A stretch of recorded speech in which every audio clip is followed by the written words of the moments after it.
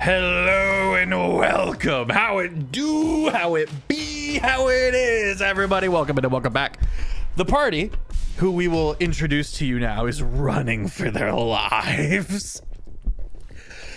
In this land of mist, there are very few surviving cities that did not fall to the encroaching global mist that slowly nestled down on the entirety of the land, killing all the crops, killing all the cattle, which eventually led to the demise of most cities. The only cities that survived are the ones that were able to pivot, going up a mountain, getting above the mists, or using some kind of arcane prowess, creating great walls of wind, etc., etc. Because they're so far apart, we have the need for adventurers to help move convoys, product, all of that has been a very prominent part in this post-apocalyptic scenario.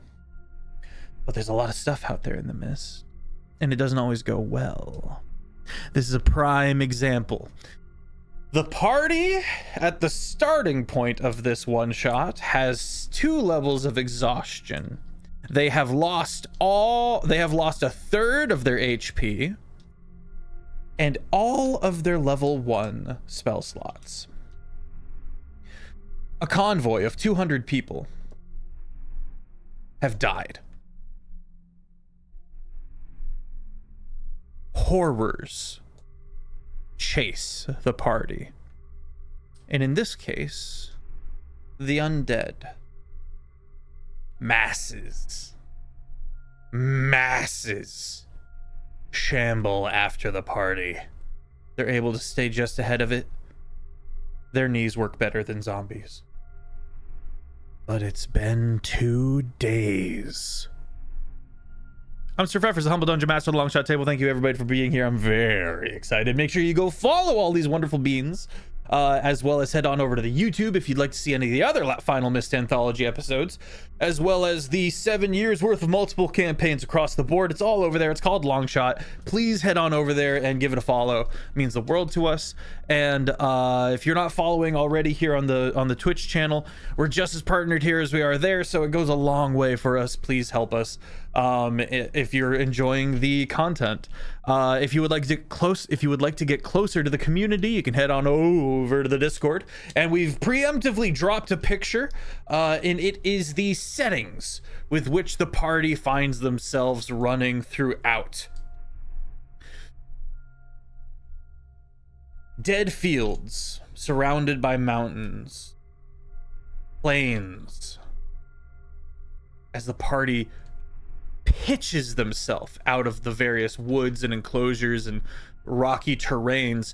You find these man-made trenches in the ground. The first to throw themselves into one of the trenches and get out of sight and hopefully out of mind is Steen. Steen, would you please tell us about yourself and then tell us about your character, and with the lens of you've been running for your life for 2 days. Well, hi, hello. I am Christina Steener Stinker, whichever you want to call me. You can find me all over the internet by looking up Stinker, Stenker, or sometimes the 3 R's, depending on the platform. Tonight I am playing Freda, or Red for short. Freda is very Red Riding Hood coated. She is a shifter. Doesn't know she's a shifter. She just thinks that she is afflicted. She is afflicted, and when she rages, because she is a barbarian ranger, she becomes very lichen-like, or wolven, or werewolfy, because of her trauma of losing her family to wolves. So, fun little thing with Freda, and she talks like this, and she has a sniper. She works with a hunting rifle. She likes to go at range because if she has to fight close combat, she has her 2 hand axes. But if she rages, she then goes into that lichen form, which she does not want to go into because trauma. And she has been running for days, for 2 days straight. She's fucking exhausted. She is... brain blank. Hi. It's brutal. It's brutal and it's lycanthropic. You slide down into one of these trenches and kind of kick your feet up on one end and put your feet up on the other to kind of poke your head out, and you put the rifle down. Everyone say hi to Aiden. And you kind of put the rifle down. There's about 2 feet of open space under you. You're having to prop yourself up, and you fix your scope and you slowly pan.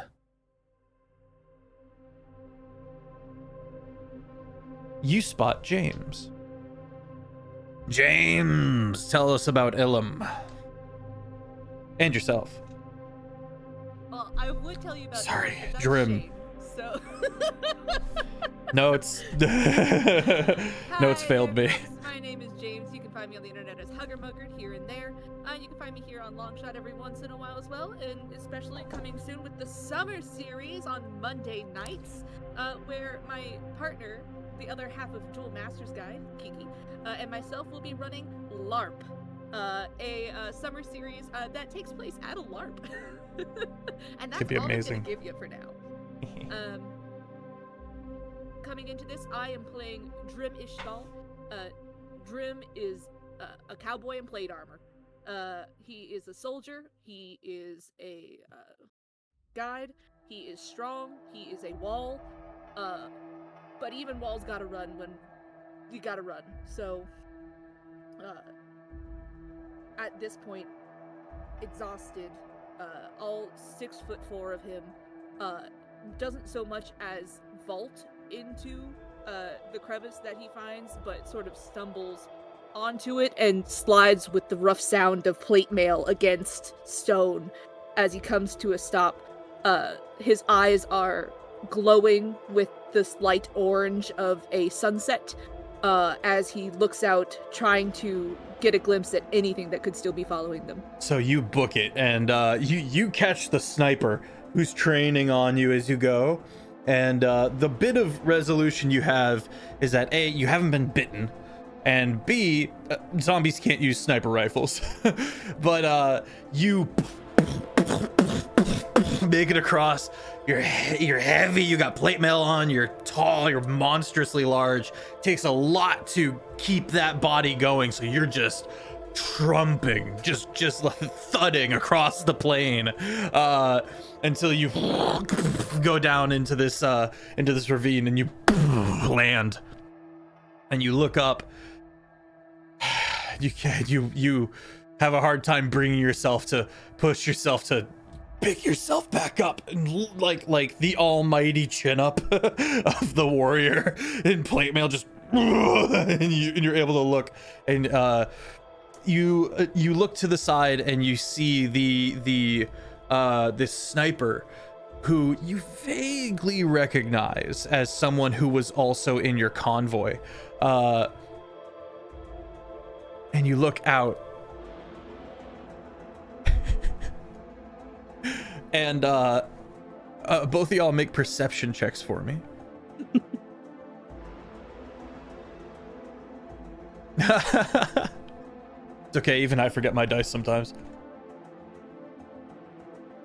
What'd you get? I'm counting. 22. Okay, let's go. Perception? First rolls of the night. You're looking at a 13. 13, understood.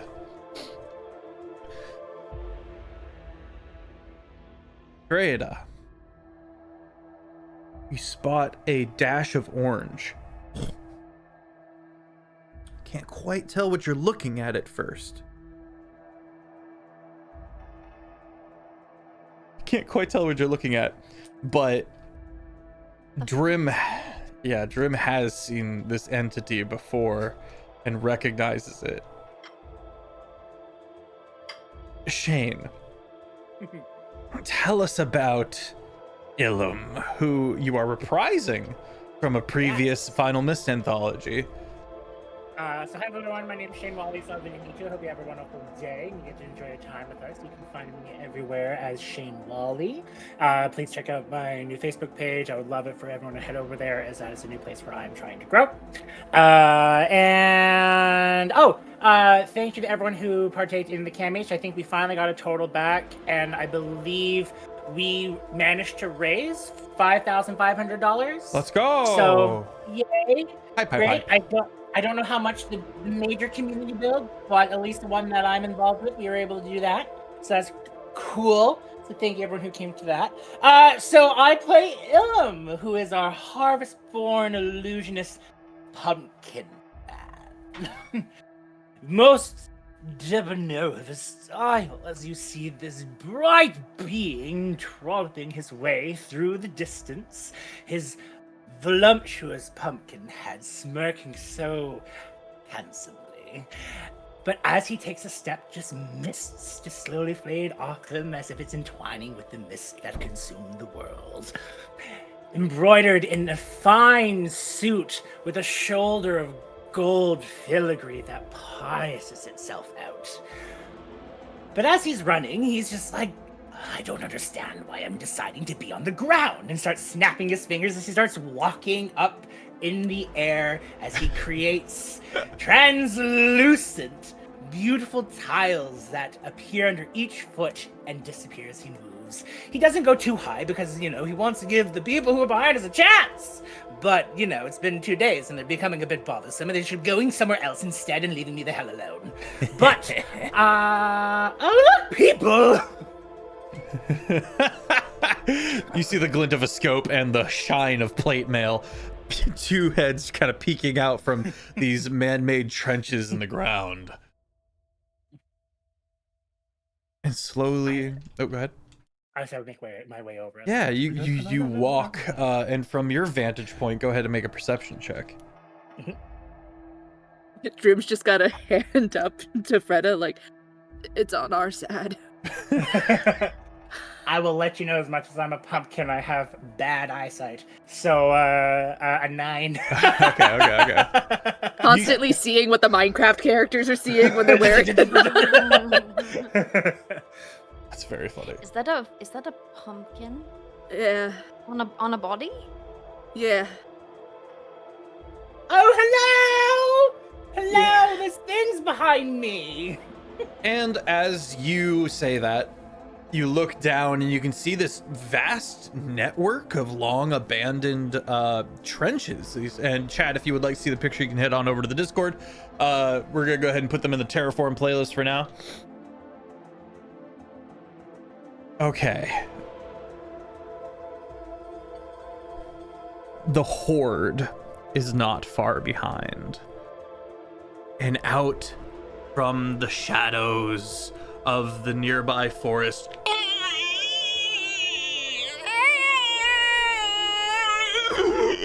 slowly shambling entities, these undead, begin to move out and stagger. And it's worse than it was. You cannot even count how many you see. And on the nearby mountainside, I'll say the nearby mountainside you guys see off to your left is the only place where you don't see these zombies coming in from. Indeed, even as you turn around and look in the direction you were fleeing toward, you see a few of these prowling, or shambling rather, entities slowly stepping out as well. The three of y'all have about 10 minutes to catch your breath, and you guys kind of huddle down and you look at each other trying to catch your breath. You see the same exhaustion in each other's countenances.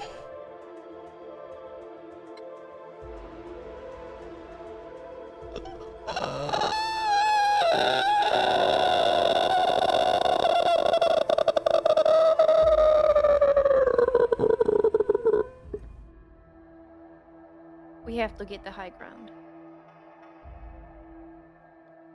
It's a vantage point. Which high ground shall you like to go to? The only one not covered in dead. Oh. Okay, that's doable. You look So good. how deep are these trenches and things like that? About 10 feet. 10 feet? I can do that. How tall are you guys? 6'4"?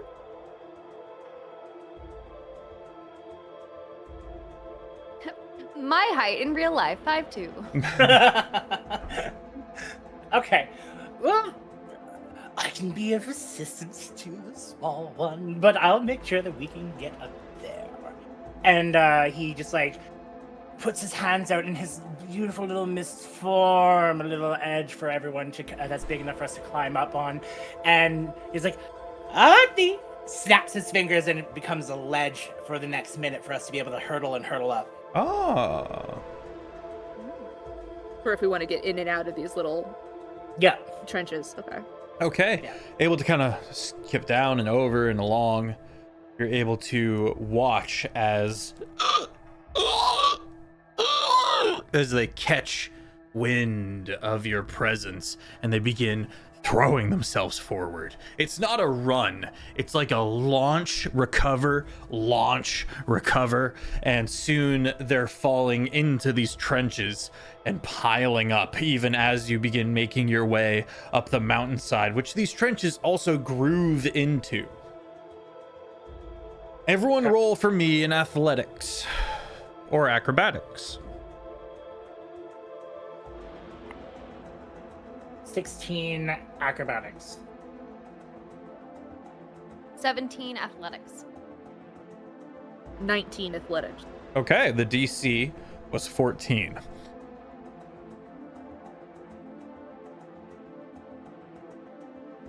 Throwing yourselves up the side of this mountain as fast as you can. Soon you find yourself unable to see down into the area you came from due to the mists. And you climb higher and higher. And it starts getting brighter and brighter. This is something you know of, but you've rarely experienced, if ever. As it gets brighter and brighter and brighter. And soon it's near blinding and it's painful.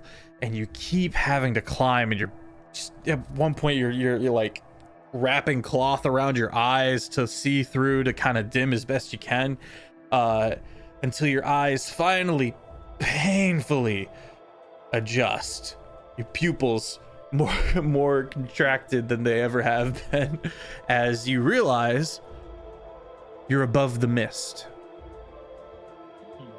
And you can see the sea of fog that pans out all around. And it's this staggering moment of a time that used to be before the final mist. And all around echoes.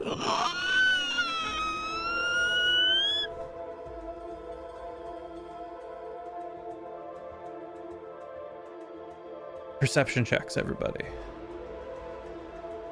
And don't forget you're at second level exhaustion if that applies. Well, I rolled a 2, so that's looking like a crispy 6. You are still pretty blinded. My eyes! So yeah, just a 10 for me. 17, 10. Okay. Freda blinded. Not the actual blinding, not the actual blind debuff, but my god, you are not able to see very far. Drim, you register that the sun is not a single point of light in the sky. It's more like 3 points with massive arcs, almost as if you were to squint and see the lines. You know what I mean? It's almost like that, except it's like an interwoven image in the sky, almost like a big blazing symbol in the sky. Ilum, who has the gift of flight, has probably seen this a few times before, and has gotten above the mists before. You see a small peak of a structure on the far side of the mountain you just climbed. If ever there was a bottleneck, it might be there. Assuming that the things are still coming after us and put in place it. So Elam will lean around looking in the distance to finding this place and be like, I venture we should head this way. It seems to be a possible safe route. Safe with quotations, because I don't believe that we will live, but I also don't believe we'll die. We just gotta try it out and see. I like your confidence. Always, man.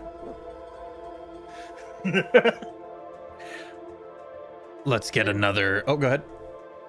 No, better dead on the run than dead on a hill. The mad clamber down as you begin hurling yourselves down this mountainside as best you can. The trenches left behind. Let's get acrobatics as we descend.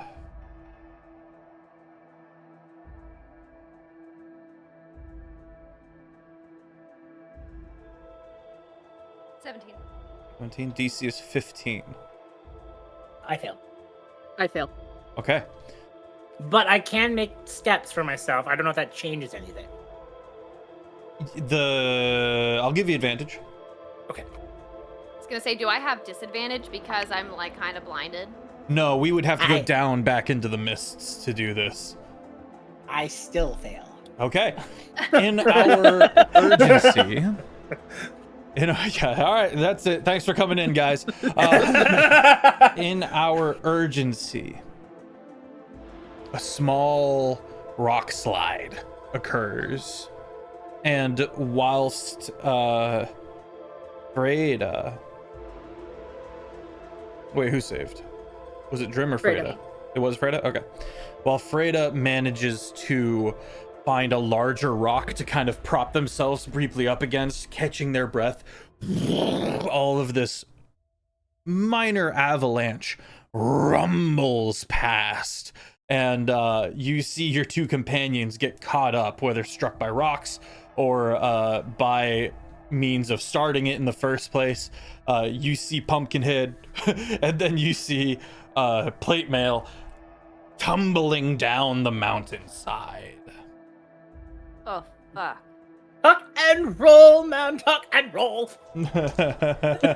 You're doing both, but not well. You're doing both, but not by choice.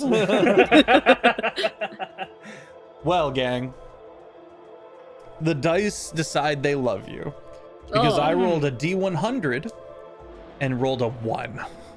Oh! The party, the two of you, take 1 point of damage as you, turns out pretty efficiently, tuck and roll, bob and weave. And once things settle a bit, Freda, you're able to scamper down as well. This is dire straits, Freda, and as you're going down, as you're moving, you look down and you can see that your nails have kind of elongated, or they're starting to, and you feel your gums begin to split as your teeth begin to lengthen, and you manage to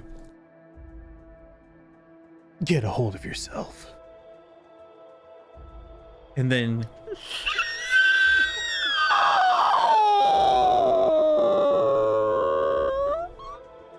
you look back and up, and you can see the shadowy, misty figures that are beginning to crawl over the edge of the mountainside. And there is now a new risk of a definite rock slide. So the party, you kind of step down, you're locking yourself in, and you have to like pull the plate mailed individual up out of the rocks, and you look for the pumpkin head who is Just using... like one skinny arm sticking up out of the just a debonair hand. You take it, you kiss the ring, you pull him out. I kid. But you are able to extradite. Thank you. You were able to extract. Yeah, you were able to extract Ilum as well, and the three of y'all kind of stumbling a bit. Push yourselves farther and farther and harder into this next area. Emily, go ahead and post the third picture for me. Oh.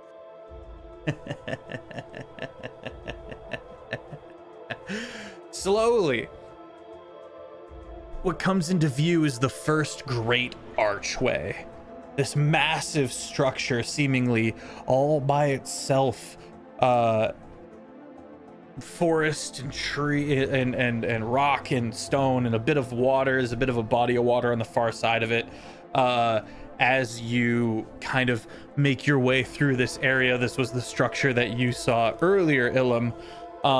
And you can see that kind of where a crescent moon shape has been taken out of the top of the archway. Chad, if you want to see the picture, you can head on over to the Discord. Don't forget to agree to the rules, or else you won't be able to see anything. And you see that kind of winding river coming through it. And as you guys continue past and under this archway, you begin to see far off a second archway on the far side of this small lake, with the river flowing through it, just as the one before. But there's something off. There's something strange. All the mist is moving. It never does. It seems to be moving through this far second archway with no moon chunked out of it, no moon symbol carved out of it. The water seems to be coming from that direction as well. And now before you guys is kind of a shallow lake. It's maybe 2 feet deep as you guys kind of step into this area, or as Ilum would just kind of walk over it with their abilities. Shane gets inspo. Let's go. Hey.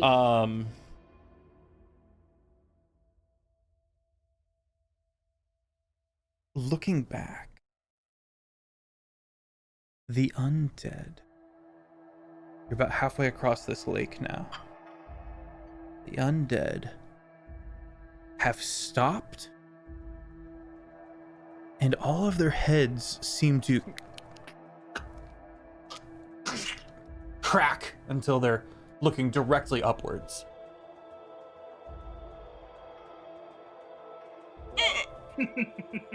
You look up, fog, mist. What the fuck?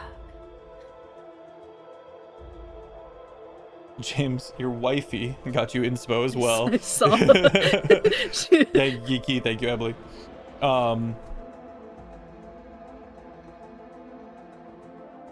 I need Ilum specifically to make an investigation check. Okay. Ooh, yay. That's a nice one. 21.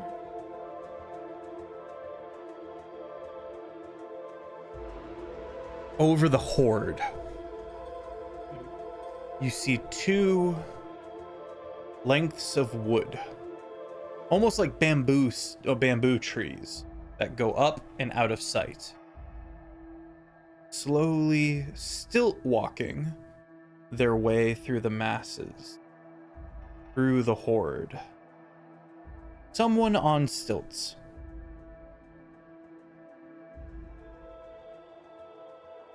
Is unafraid and is walking to the front of the horde. Make a history check, Ilum. Yes.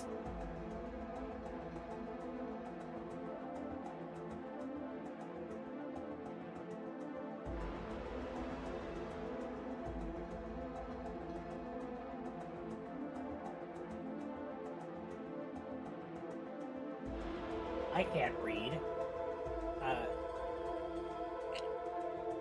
What? 25. Oh, okay.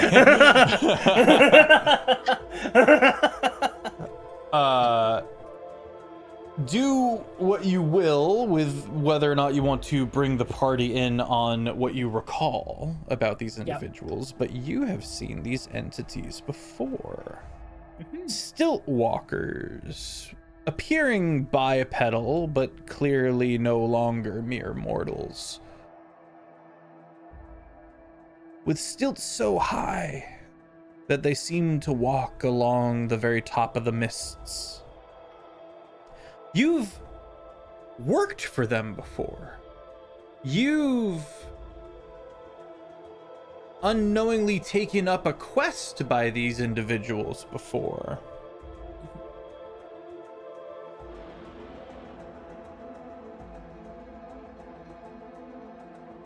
And at a spoken distant word, the zombies turn and begin attacking the archway you went through already. Breaking their fingers against them, cracking their skulls against them, climbing up and trying to pull off the top stones. And you watch as they begin to mass pile along the bottom of this archway. And they're successfully doing damage to it? Not yet. What is the tall person, the stilts person doing? Like, is it like... Can't tell. You just recognize the stilts. You don't see Are they the walking person. still towards us through them all, or they stopped? Okay. Ilum will just look to the others and be like, I happen to be an employee of one of those in the past. I'm confused why they're there. And why are those things attacking this structure? I'm going to check the environment around and the actions of the mists. I want to see if the disturbance on the arches is causing any weariness.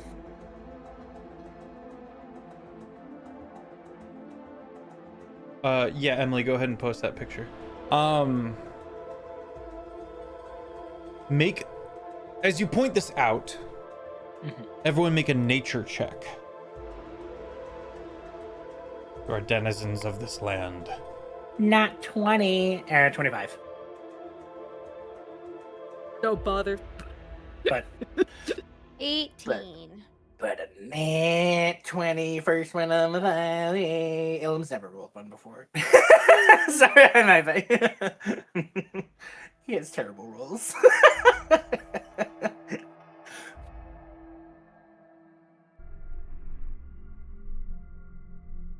The fog does not seem completely perturbed by this, as they don't seem to be doing any damage yet to the structure. But the fog does seem to pour through the second archway that you have not gone through. And as you get closer,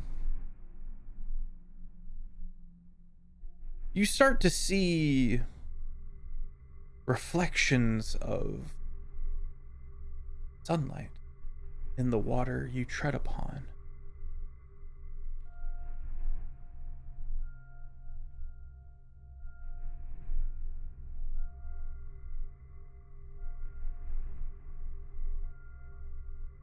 Is there a source of the sunlight? There's only one explanation. The second up? archway, Oh. where the water comes Oh. from. Now, the party has no knowledge of Weirways. ancient portals that can cross dimension. But you know sunlight. The thing that you've been robbed of. How tall are these? Maybe 100 feet. Okay. My brain is still not braining, so we have the two archways, and the one without the moon, the mist is going into that one, but the water's coming out of it. The one without the moon, yes. So if you look at the picture, it's the smaller, farther archway that we're talking about. The zombies are at the closer archway. And you guys have gone through the first archway and are now in the middle of that lake. Does it look like the zombies can't get past the first one, or are they just attacking? Make an insight check. That's a natural 20. Oh! Hell yeah! It looks like there was a hesitancy, but the stilt walkers are overriding this hesitancy. Or attacking the means with which they are stopped.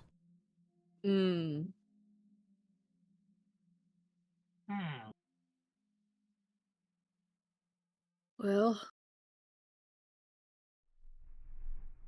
looks to me like that way is death, and that way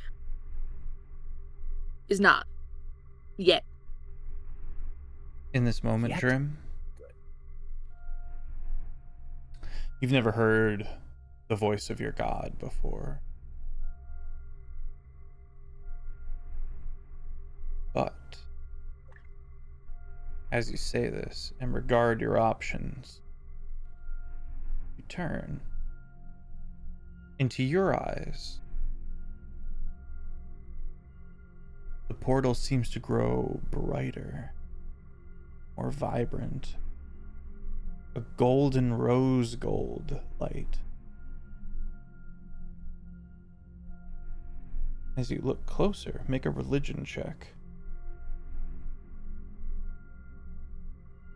Uh, 15. 15. I have to calculate for the exhaustion. Turn. And you can't quite tell, but it almost looks as if a beckoning figure made of this rose gold light stands in the archway, calling you by name. It's not a physical calling, but you feel this beckoning. And with a 15, you're able to tell that it's not some charm magic. It's something different.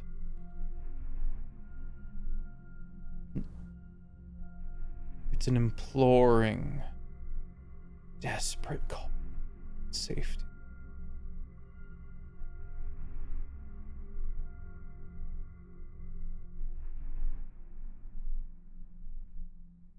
Drim's going to take a couple steps toward it, turn back toward the rest of the group. Thoughts?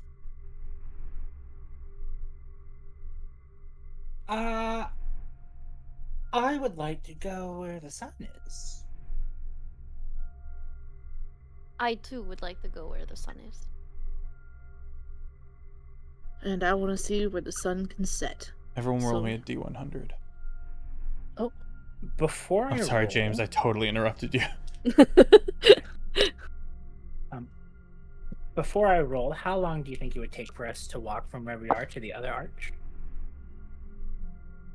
About 200 feet. Time-wise, you'd say like What's your movement speed? 30? 30. So 200. How many 30s are in 200? And actually, we're down by 10 right now for the 2 exhaustion. Okay, how many 20s are in 200? Oh my god. 10. Why can't they So- Ten a minute. turns. Yeah, a minute. If we're dashing. minute? Okay. 36. 52. 46. Is this the first time our group's had under 50 that I've been in? Oh my god. Sorry. No, you're good. You're good. I was gonna do a thing, but the dice have spared you all. And I'm gonna honor that. There is a moment where, Freda, you are moving urgently across the water, and your feet dip into what is a much deeper hole that you couldn't see. But you're able to pull yourself out. There's just no evidence of this hole, and the party is able to move forward a little more cautiously. With that dip, she is going to, since her she's kind of strapped her sniper back to her back, and she pulls out her hand axes just in case. So the party was like there were some deep parts for them. Mm-hmm. In good old fashioned Butler style, Mr. Ilum would be like, "Oh no, I must insist you allow me to help you out. Do you mind? Just give me your hand real quick, so I don't want you to fall into deep water." We have to keep moving. Oh, it's fine. We will keep moving. I promise. She is now holding both of her axes in one hand, and It's fine. And his gentle hand will just cascade towards you, and as he holds you forward, he's going to use his other hand and just as if he's drawing in the air and creates a raft illusion, and that can float on the water, and it's big enough for us all to fit on, and it's and snaps, and then turns into reality for us, and then helps you get up onto the raft and directs the illusion to move forward across the water. We've become the weirdest version of Spiritfarer I have ever seen. I hope you enjoy. I did put a chair here as well in case you want to sit. Just be gentle with it. It's wood. Thank you. Oh no, I did that in Amara. Thank you.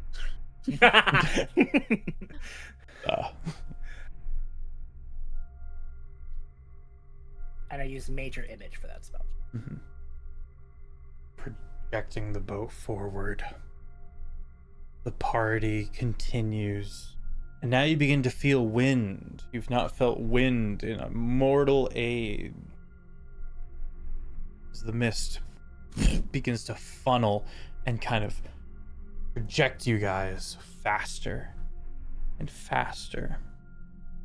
And this roaring sound, this loud rumble, this natural sound, it's not a creature, it's something you haven't heard. And it gets brighter and redder and redder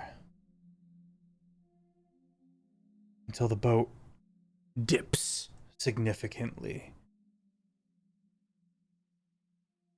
And you find yourselves slowly exiting a cave. Like a raft. Emily, go ahead and post that picture. Yeah, the raft going the other way, though. What startles you guys, what initially is very blinding, what startles you guys immediately is the plant life. You've not seen a living plant in the wild in many, many, many years.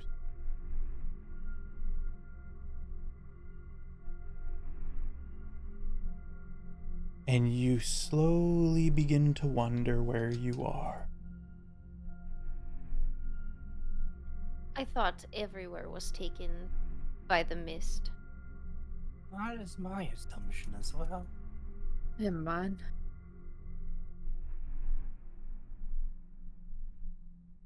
What are you?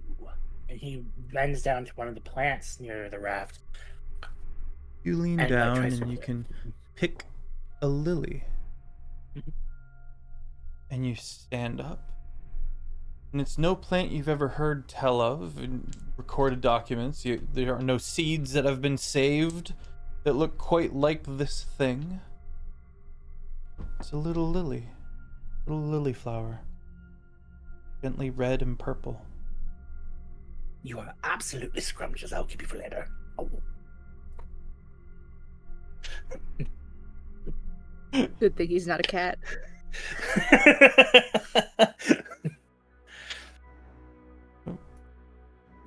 Ilum is high. No, that's a poppy. If we look out and around, what do we see, like, Make distance-wise? Option check. So yes, sir.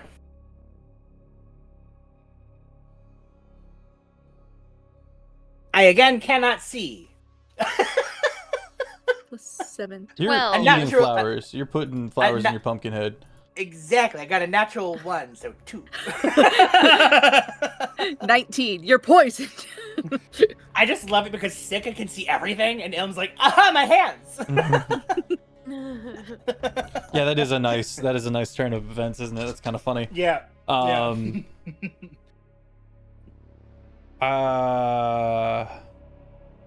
The first thing is that you are along the coast of an ocean. A massive body of water slowly panning out in this rose gold sunset. It is staggering. And there's forests. And the forests are full of green. It's not just dead trees. A couple of rocky islands. And did I hear a 19? Yeah. 19? Okay. I'll get to that in 2 seconds. Drim. You You noticed. got to it. It was the second. What? You said I'll get to that in a second, and then you immediately got to it. No. The 19 is Is me. okay, Frida. You pointed like this, so I assumed it was someone else. My apologies. Frida, you note first the monstrous sword. And when I say monstrous, above the table, this would put any skyscraper to shame. Stuck into the ground. Tightness. With some kind of corpse. Slumped. Vastly decayed. Almost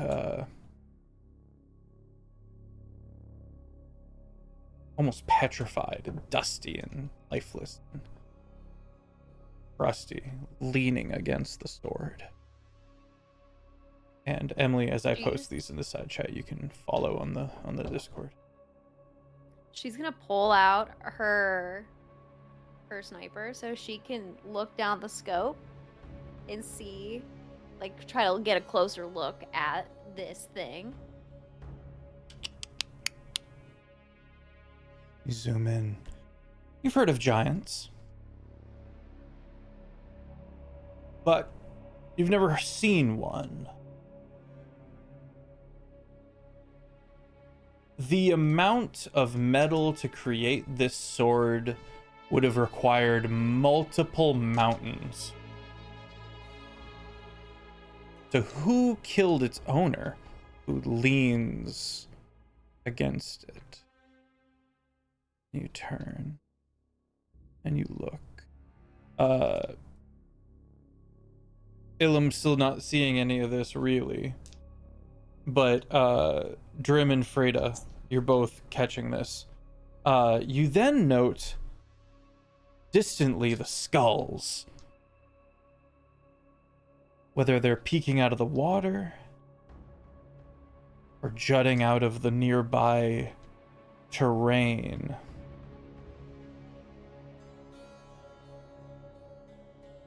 in this case, a couple of trees grow out of these skulls. Finally,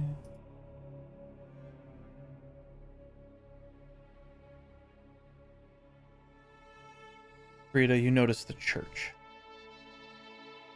Not a giant-sized structure, mind you. A church built for medium-sized humanoids.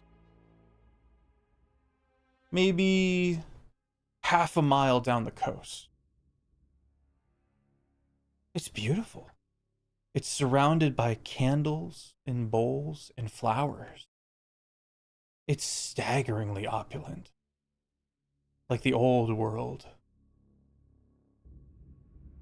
It's giving. And all of that, Drim, you recognize as well. But additionally, much closer, watching you are two ghosts who stand up on the nearby rocky outcroppings, seemingly watching the party drift into sight out from that cave.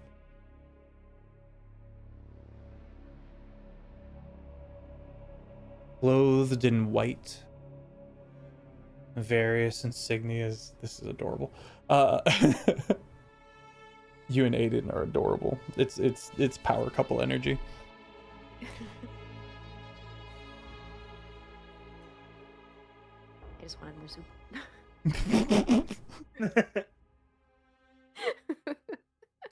And that's amazing.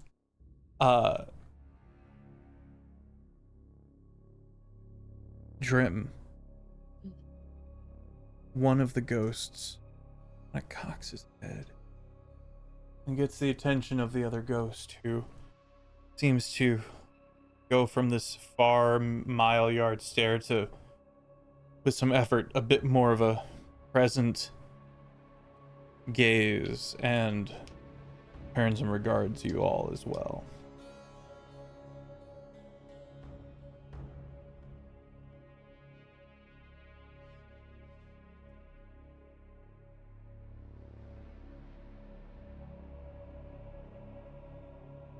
In my experience, have I ever spoken to ghosts before? I don't think so. I think your experience with the undead has mostly been violent. Yeah. These don't seem violent, but do you trust that? Well, they're farther away from us than within reach, right? They're about 60 feet away. And on the shoreline as we're passing. A little bit out to sea, maybe. Yeah, so in between the coast, you guys would... Your boat's current trajectory takes you in between these ghosts and the coast. Any sign of graves, or if they're human-sized ghosts, medium-sized skeletons? Because all we've seen is giant shit. Not that you can see.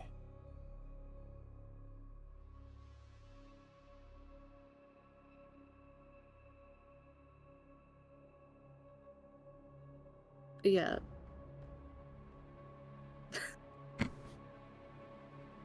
I don't got anything better to call you, tall guy.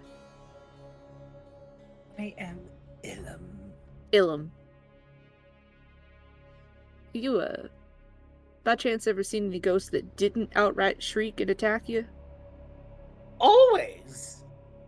It's just the temperamental ones that seem to want to do more damage than good.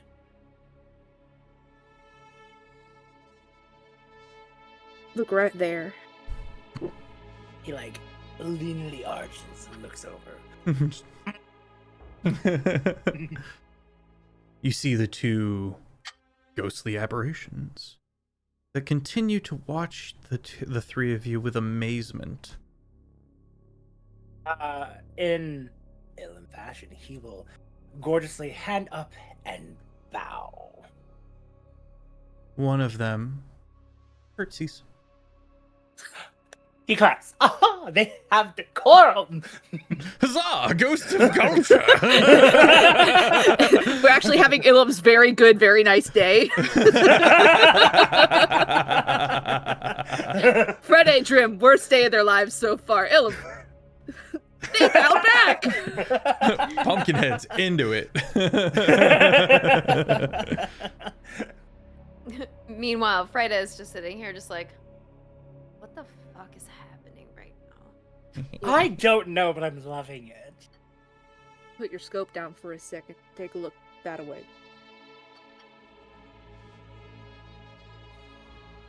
She does slowly Put the raise scope up up anyway.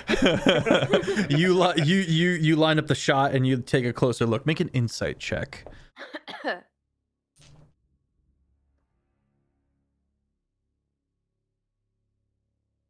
19. 19. You register that they know what a gun is, as one of them, the one who didn't curtsy, goes and it seems to say something to the other one, who also panics, and they take cover behind the rock. Even as your boat kind of begins to come up alongside, one of them kind of peeks out and looks at you guys and then hides again. I note that and I just lowered the gun Okay. and then put up a hand.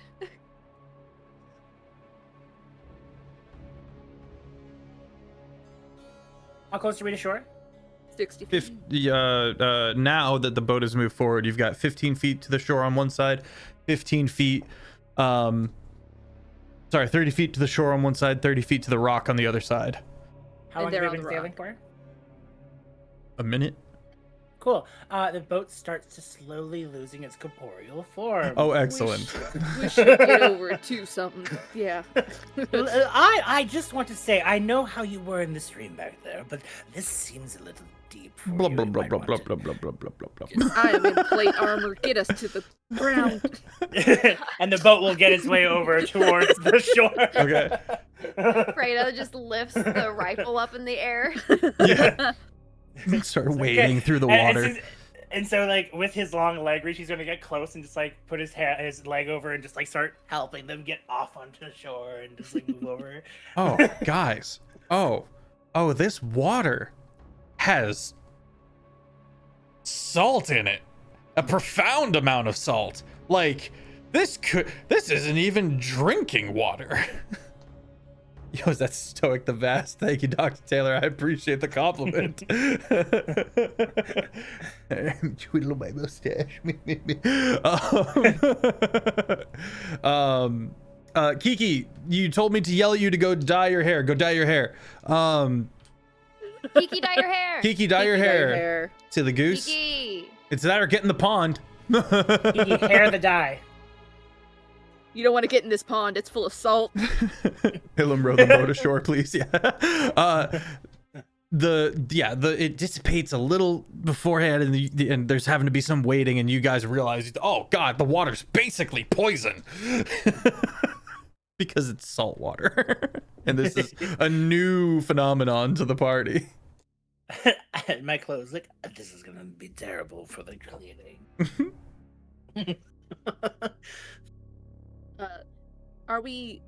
How far are we from the ghost? You guys Now, managed if we- to kind of get Yeah. yourself up onto the rocky beach. It's not sandy, it's like pebbly. And you guys kind of pull yourself up and you kind of sit down. And obviously the first thing you do is you like look to the cave you came out of, and no terrifying horde of zombies appears. Why were they staying back there? And Ellen's going to start questioning and theorizing why the Stilts people were kind of, as you mentioned, empowering the zombies and ghouls. Was that right? Or just zombies? That was a horde of undead. The creatures of the dead. Can I do, if you're all right with this, just to see, because Ilum did give one of his seeds to them as a gift.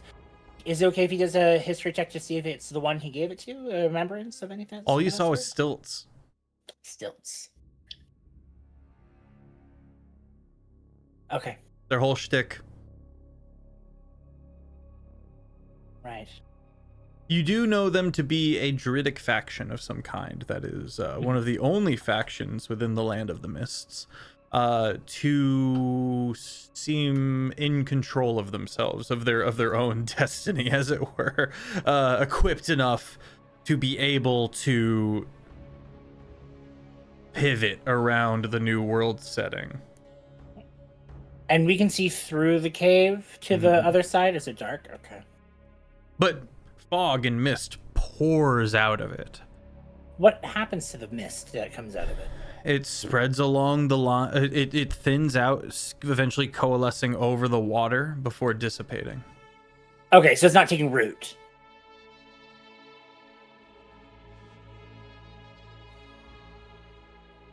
How far away is it from here? At 100 feet now, where you came from? Cool. I'm going to do something fun. In a bit. I want to see what these ghosts are doing first. But I want to do something. Okay. I do. Yes. You're Ilum is scheming. sparked by by polite society and must wait to greet people before doing something. He's I must see, I don't huzzahing. interrupt them. He's a what? He's huzzahing. Yeah. All right, people. Well, Phantoms, ghosts, people. Civilization. Since we aren't actively under attack, Drim's gonna go ahead and set his mace and his shield on his back.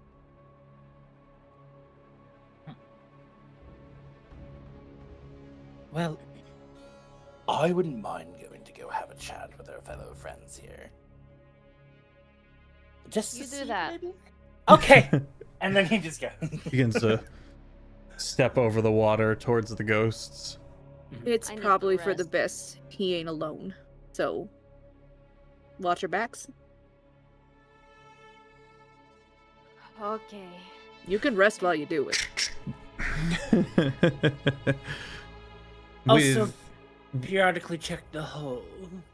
I with don't trust it. Drim calling out to stay within sight of the sniper cover, the two of you begin making your way across the waters, that 60 feet of poisonous salt water.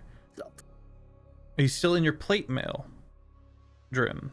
I will actively try and figure out if there is a shallow enough area to cross, or if I'm gonna have to try and do this like So you swimming. Go ahead and make a survival check. Sure. I'm smart enough not to just jump in. And Freda, checking the 6, doing a perimeter sweep. Go ahead and make a perception check. 12. 12. You begin kind Okay, of navigating a it's- bit. Go ahead. I rolled a 12 when you said 12. You spoke it into existence. What was it? Perception? Yeah. 16. Continue. Apologies. Not at all. Drim, you begin finding rocky outcroppings, and while your pace is slowed, you are making your navigating your way forward. You have a moment of jealousy for Ilum's just manifesting tall. of platforms. Well, he's just walking on like little force fields that he's creating. The problem is he don't even have to do that. He's just tall enough he could walk it. But he's doing that anyway. You haven't asked for service. He has no reason to think you need it. Freda, He would make you a boat. you catch some movement, and as you turn and you're trying to parse through all these vibrant colors, something that camouflages with the fields of green and quite large, far away, is gliding along the floor, just a couple inches off the ground. A flat thing. You turn and you start taking a closer look at that. And we'll get to that in a second. Ilum No. and Drim coming up behind. You approach the rock, and the one who curtsied is the one who's peeking out and looking at you all. The other one is still hiding. And as you guys get closer, hides. Oh, they seem shy. Let us look non-threatening. And he just like goes, hello. A roll performance at disadvantage. The 10-foot-tall jack-o'-lantern says, "Let's look non-threatening," to the 6'4" man in plate armor with tusks. And says, 14. 14. Yeah, I literally have. I love how opposite this character is. This time from the top of the rock. What looks to be a femme-presenting individual. Kind of a head wrap. Kind of has now peeking over the rock at you all. About eye level with you, Ilum.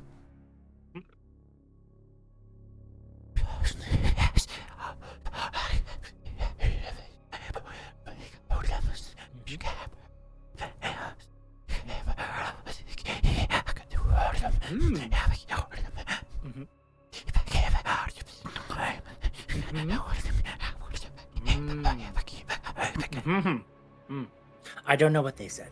I don't know what Literal they said. head in hands. I don't know what they said. I know what they said. I know what you said.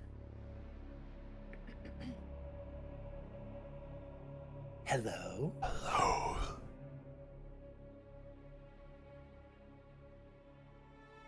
Ellen. Ilum. Open hand gesture because pointing's rude.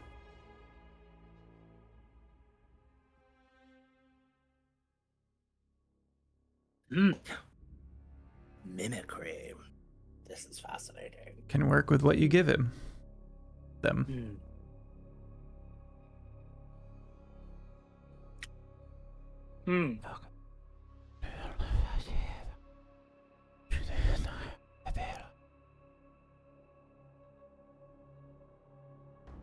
I do not know how to communicate with them. This seems to be on forms of mimicry. Mimicry. Yes, mimicry. Yes. Great. Can you only repeat what's being said to you currently?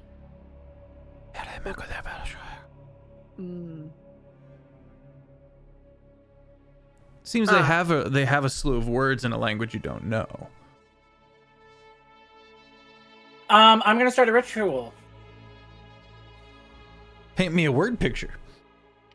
Takes 10 minutes. So- So you sit here for 10 minutes. You gonna tell So- Drim that you're doing something, or you just gonna start dancing? You know, This guy's just doing stuff. you have a great point. So it's giving it- it's giving the Halloween animated movie. The fucking So Ilum will first start, and he put his hands in both sleeves and drop them out, and some of his own little gaseous mist waters. Oh wait, I'm going to try and understand them. Alright. It'll just be a moment. So, if they seem to be a little perturbed at all, just try and comfort them. No aggression. Offer gestures of kindness. I'll get to it now, okay? And you start doing your thing.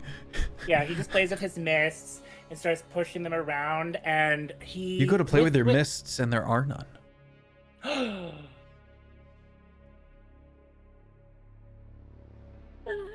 While you're figuring that out, Drim, what do you do?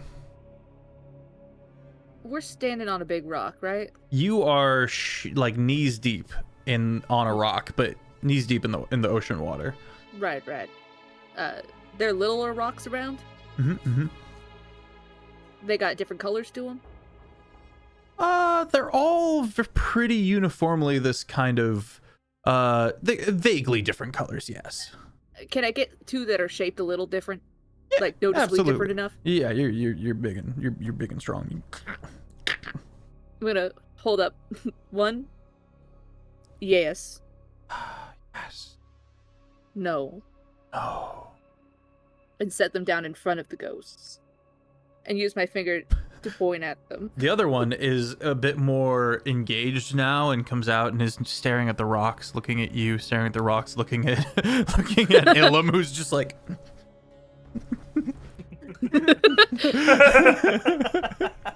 He's gonna keep doing what he's doing. We'll see if this will work. In the meantime,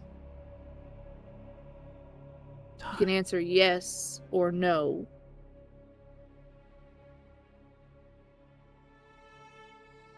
Y'all lived here? They look at each other. Yes. No.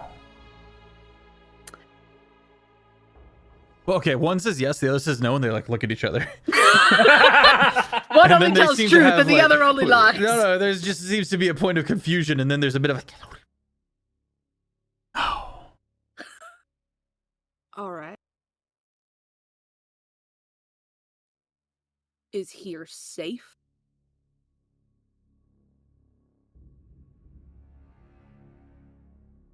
They don't give you either.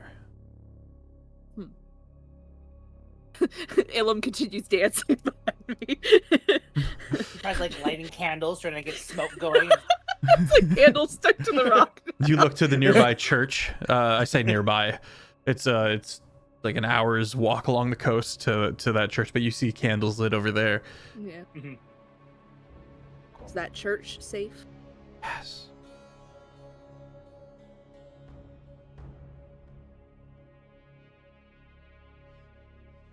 Things come out of there often?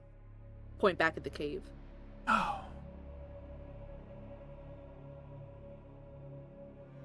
So we're pretty new. We come. Oh, they're French. Baguette. They knew that one off the cuff. We come. You came from in there. Yes. You're from the mist. Yes. Mist.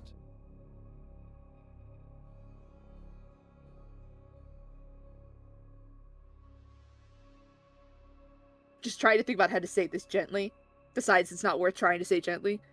Were you alive when you came from the mists? Yes.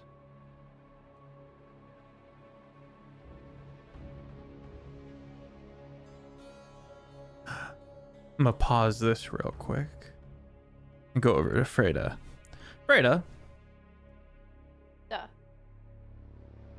you've taken a closer look through your scope, and you rolled high enough to bypass the camouflage at play, and almost like one of those like B-2 bombers, those really like flat planes, gliding like a couple inches off the ground, you recognize is a big furry bat-like moth-like creature.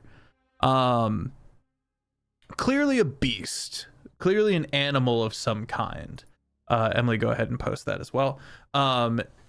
Kite-like, just slowly gliding towards your location. Can I tell if it's aggressive or not?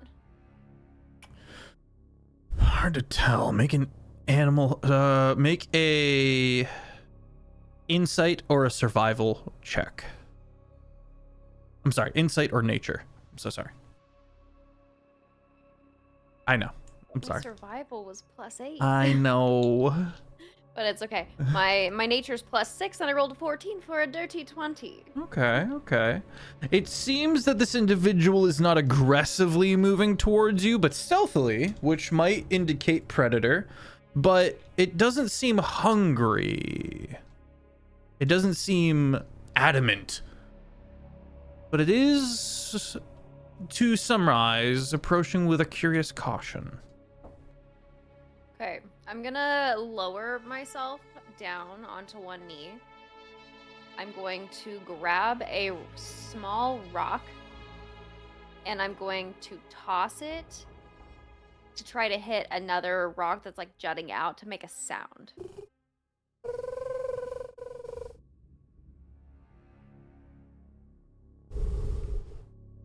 It deviates towards the noise. And then you hear the conversation continue behind, and it arcs back around towards the source of the noise. It's me. I'm Source. Maybe the dancing pumpkin.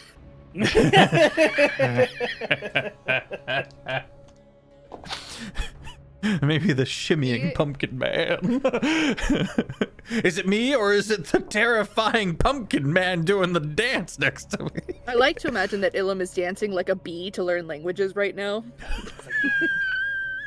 I know this form of art is different, but it works great in the apiary.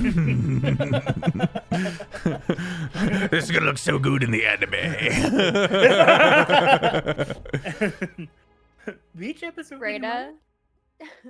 Freda is going to do a sharp whistle to try to get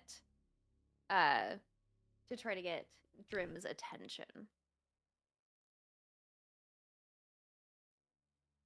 I'll turn immediately.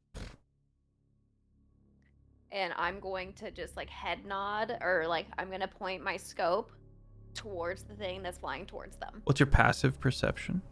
17. Okay, you're able to register the large bat-like entity. Huge pee-pee. Big. My pee-pee is so big, so huge. I'm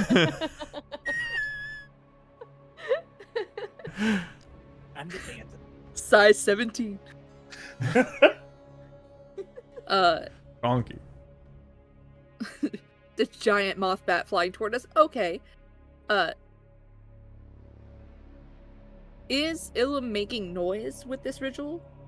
His body would not be making noise, no. Okay. Drim will shut the fuck up for a moment. He's so used to doing his rituals with mist, so he's not ever had to use verbal components with him. As the party falls silent, the whisperings of the ghost don't seem loud enough to attract the creature, as the creature, losing registry of where you guys are, kind of putters for a moment and then lands, becoming almost indiscernible with the rest of the grass, if it weren't for the two little pink ears that kind of stay on the swivel. And those even almost look like Flora from a distance. James thinks this bat is really cute. Drim is a little worried. I want to pet it. I want I'll to call be you in a Samson. Studio Ghibli movie with this bat. Instead, must we are give in the it Final Mist scritches. anthology with this bat. Have you seen the OBS layout that's changed since we've Yeah. traversed? Cute. Oh, it has flowers in it. Yeah. Yeah, there's plants here. What world are we in? I don't know. I hope we'll find out. Maybe. Right now all we you have to deal have, with that. all you have for hints are all the dead giants. Look, Shane thinks we're somewhere near Sunton right now. That's all I can say. But that's me. You finish your 10 minutes of shenanigans. I have done the ritual for comprehend languages. Ah, so I knew this was coming. And the issue you're going to run into is that it's still a form of mimicry. Okay. So I'm sorry. It does not But what are work. they mimicking in their hushed tones that isn't... They're That's a not good question. actually sure. And so they're not applying the language in a way that this spell works. So, okay. So the spell says the literal meaning of any language I hear or see signed. Okay. I digress. Oh, I'm fine with doing whatever. I just wanted to know if perhaps I'm using a different comprehend languages and It's no What? skin off my back. We're just changing the narrative. You are able to communicate with the individuals. okay. She's nice. She's Pumpkinhead just leans over over Drim Just for a over second, Drim. which is very unusual for Drim being 6'4". But you're like a foot and a half into the water and he's not, and so he just kind of towers over you and just safe there, the lady in the church. Oh, it's mimic talk, so in church, safe, yes. We must go to the church to be safe, I'm assuming from this, he tells. He did say it's safe. Shh. He goes back to the ghosts, and in their language, would be like, would you accompany us over the church? And they seems to mean them too. Unrock ended. Mm, They are bound They to this died rock. here. Battle Brick. Destroy the rock. Free them. What kills you? And he like did they get pointed out to me that the thing was over there? Because so far Ilum is just doing his thing. You were told to shush. Yeah, I told you Okay. to keep it down. Okay, but you didn't point out to where things were? I probably would have pointed out, like, because knowing Drim, Soldier Style would have been like, Oh. And then he'll be like, in their language, like, was it that? Was it that you happened to have harmed? They seem to try to peer. And you realize they don't even know that there's land 60 feet away. Okay. But they know the church is there. That doesn't make any sense. What is your name, if you don't mind me asking? I'm so sorry, it's very rude of myself. I am No Ilum. one has spoken name.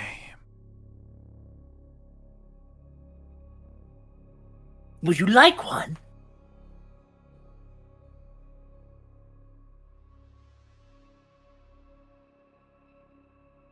Not the same.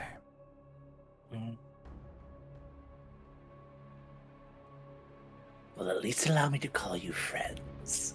Friend Hello. died.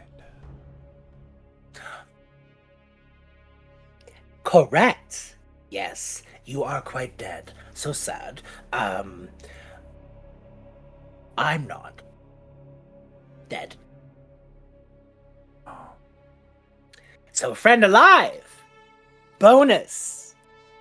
Yes. Bonus. Yes, good things come.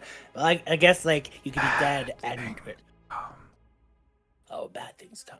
Okay. In the church, bad things. Or out here, bad things. Looks to the cave. Mm. What's in the cave? Even though he knows. Home. Do you want to go back? If I could like pick up your rock, put you inside. I don't mind tossing you inside. Can't go back.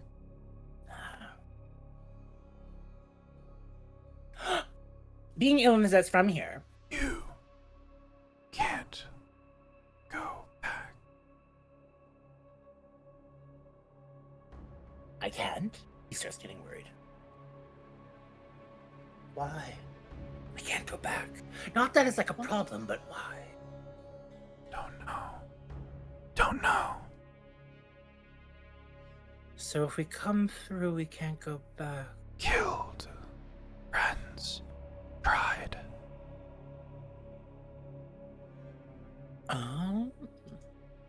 He will relay this, and so you know. You get a little excited. The ears. And you get a little more quiet. Like the It's slow like when frog you're in a blink. school cafeteria, they got the light that goes on if everyone's too loud. It's like if we see the bats. I don't ears even move, know we're like, about that. Oh, that a thing? Public school, baby. Let's go. Whoa. That was never a thing here. Never heard of that. We had What? in our cafeteria like a traffic light on the wall that was like sound activated, and it would stay at green until everyone in the cafeteria got too loud. It would go to yellow as a warning, like you're getting loud, and if it hit red, everybody got in trouble. We did not have that. That's cool. I mean, I kind of get it, you know? I kind of get it, especially for our people who can get really overstimulated by loud noises. Yeah. Nah, they just didn't want us to be loud. Oh. Well, then I hate it. It was for anybody's benefit. Apparently, this is a me-only experience. Even the chat's like, "That's wild." Florida. Oh no, M had one. M and I are the same person. Okay, the South. The South. So, Ilum will look to you, and would it be easy to register you're a cleric? Oh yeah. He's got a. How symbol of prominent his is that god. holy symbol? Right. Yeah. Yeah. I'm not one for the form of sending things off into another world if that's their choice, but they happen to die and they can't leave here. And I don't know if you are capable of helping them reach a beyond that maybe perhaps will give them an everly rest. Is that what you want? Just look to the two ghosts. And he will repeat that question to them in their language so they know. They don't seem to fully understand, but there is a held tradition of putting ghosts to rest with religious rites in ways that aren't violent. I don't know if you know them. That's a you call. I mean, no. All I know is turn undead. So Yeah, but it would pretty much destroy undead if I touched Yeah, it, probably. maybe an answer could be found in the church. Okay. Theft music. Yeah, I was just about to say. Yeah. Emily. Emily's making me laugh. Well, I think we should go over to the church. They seem to be very helpful there. I Yeah, I don't want to know. go to that too. Yeah, but I also kind of like want to throw something at the cave we came from, just to see what happens. So apparently things die trying to get over there, but that death happens. But you know, I don't know why I want to go back. Death follows. Like it'd be neat to go back, but the two of you head back to Freda. Freda. Freda. Freda. Oh, And red. the three of y'all kind of Gladly. hunker down and kind of quietly talk in this field of gold and green, watching the little pink ears perk up every now and then. It seems that like high consonants, like S's, it seems to pick up on particularly well. okay. So for the sake of this next conversation for funsies, try to avoid the letter S. Happy. Find. To. Go. Phantoms. Phantom. Died.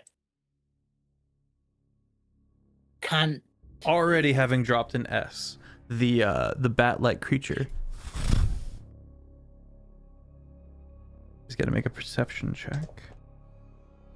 For a sentence, but that seems very in character for Ilum to just immediately drop an S. Rolled a 1.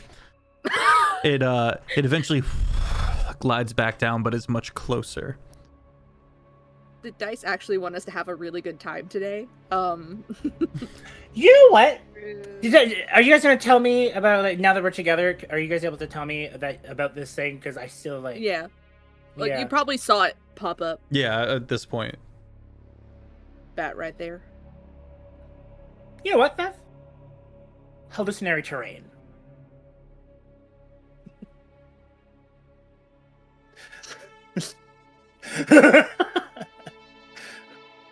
You casting the spell? Yes. Got any S's in it? No. You're like, mm-mm. Paint me a word picture. Okay. So this is what I was wanting to do before, at that one time. So hallucinatory terrain. Let me just get to it. So it is 300 feet, and I'm assuming the cave entrance is within that area. The hallucinatory terrain, what? Sorry? It's 300 feet big, Okay. and the cave mouth that we came from, I'm assuming, isn't within. You that can range from walk, us. the three of y'all can get up and kind of quietly walk your way down the shoreline away from the church towards the cave and get within range. Okay. In doing so, I want to position the cave mouth and the bat to be inside of these things. Okay, you That has an S, Beth. you're doing that, and it gets a little closer. You're Oh, okay. You're doing Gotta that. lead it to you're the doing cave. Okay. And like a cat. what Ilum's going to do, because he's first he's going to check to see if his mist type magic will come out or not. Does it? No. Okay. Also, James, you have your first level spell slots back. Oh, shit. So Ilum is going to lean down and sink his fingers into the ground and start rooting around, playing with the dirt, almost like he is just weaving a loom. You find wild And- turnips. Beautiful. The notion of wild food being grown in nature all by itself is unsuspected and staggering. Feeling the roots beneath him, he's going to mimic the trees and wildlife that's around and create a 300-foot area of forestry that will encase and surround where the bat is, but also put up almost like a what are they called?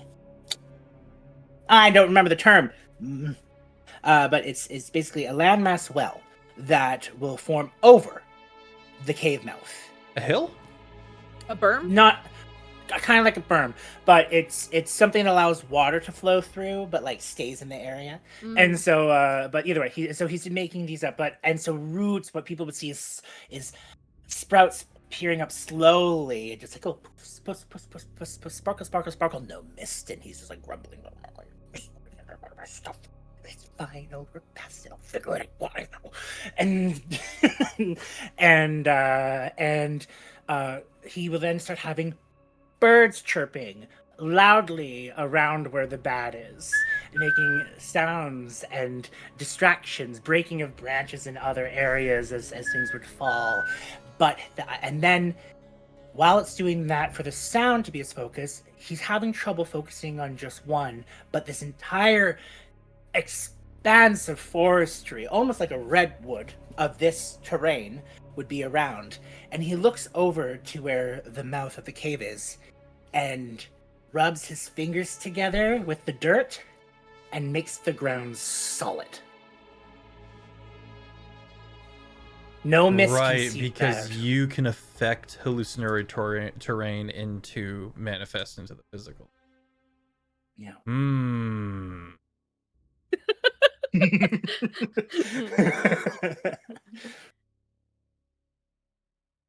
So is it Blocked. bird song? Yeah. From actual birds now? From birds that he would have remembered from that time, because he doesn't know what the birds would be here. And unless he's heard some birds in the time, he would include those. But if not, it would just be away from us. like on the farther side away, so that the distraction of sound would come from over there. Encompassing just a little bit to make him feel surrounded, but just mostly heavier on the far side. And it'd be lots of chitter chatter. Okay. Interesting. We're gonna go to break there, but we'll be back. And just like that, Fun. we're Happy New back. Year. I'm not used to someone else doing it. I felt like I interrupted. We don't got rules, we just have customs. We sing it together. We just next have traditions. The creature, this bat-like entity, enamored by the bird song, lifts itself up and flies into the terrain. You have plugged up the cave entrance, he said. Yes. But is there or is there not water coming through? That's so. Because Oh. I heard like two different things at one point. Yeah, so like, So I did not intend for anything to come through. So the water is going into the cave. Are you blocking that? No, just the mist. Okay. You guys get a very close and personal view of this creature. And as its shadow passes over you, as it begins to quickly like dip down and back up as it snatches up birds, you see that it has it's almost made, at first you think it's a plant creature, but it's not. It's caked in moss. Now, the hallucinatory terrain you've made by nature would be of the flora you remember from the mists? Or are you I trying tried to to make emulate? it like this one. Okay. Yeah. It's going to start snatching up birds one by one. And soon it believes it's full and kind of goes up to one of these trees and wraps itself around it. 2 ears. Still listening. But when this illusion wears off, as will its full tummy. So it's been quite distracted. I think we should probably just maybe go for a little walk towards the place over Better. there. The party ventures along the coastline. Freda, you take stock of yourself, as is your wont, and you feel different. You take stock of yourself and you see no pointed claw or fang that you have to suppress. And for the first time, there's a part of you that doesn't have to actively suppress your shifting nature.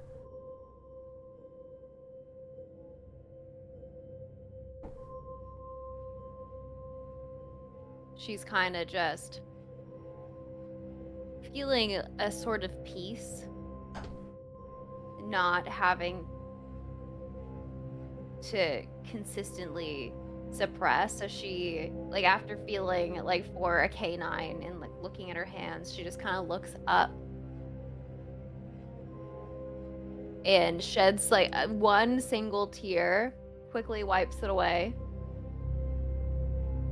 and looks around.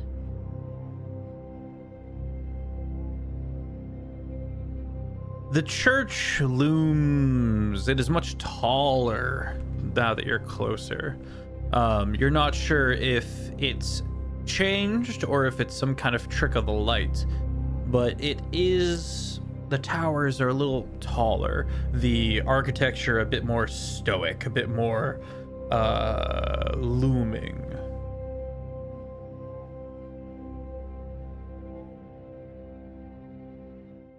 Stepping up to the double doors, you find them closed. Rusty chain and lock around the two handles, the front door. If this place is safe, then why are the doors locked? I don't know. Well, usually one locks the door to keep something out, so perhaps we are in the things that are not safe. If it was to keep things out, it would be locked from the inside. You have a solid point. I'll recant. Bye. Where are you going? Just into the sunlight, just out into the open ocean. Allow me to grow on my thoughts. All You have right. to synthesize. Single pumpkin leaf. A child! Spawn! Fef, are there are windows, like stained glass and Yes. such on the church? Indeed. Could I try and take a look through one of them? Yes, see make a what's inside? perception check.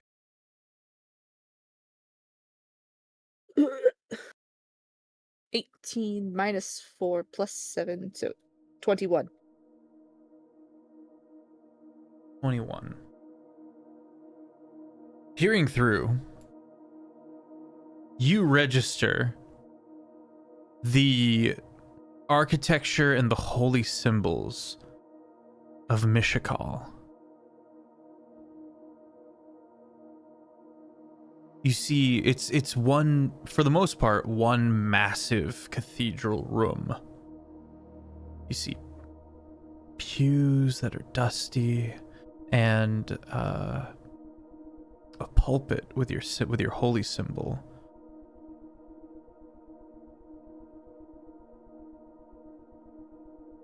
You don't see anybody. Sunlight painting an array of colors through the paned glass.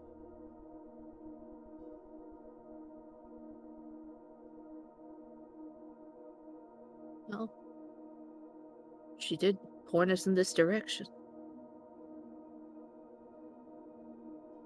I don't see anything inside it. Honestly, I'm good to open it. What do you think?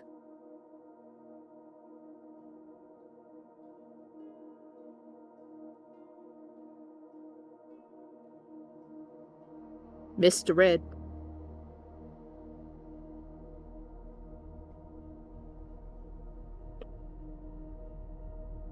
Breda is like fully like so exhausted she's completely disassociating right now. Just like Bad. half orc in your face. Yellow.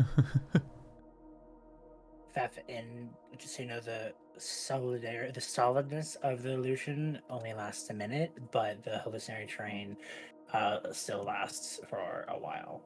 Okay. For a whole day. How do we go ahead? What do you think? I don't see anything inside. Except dust. Well, if it's safe. I don't know where I'm going with that accent. Lost character. Sorry. Good. Um, Happens to me all the time. yeah, you have like 20 people inside of you at all times. So, well, hold on. Impressive. Hey.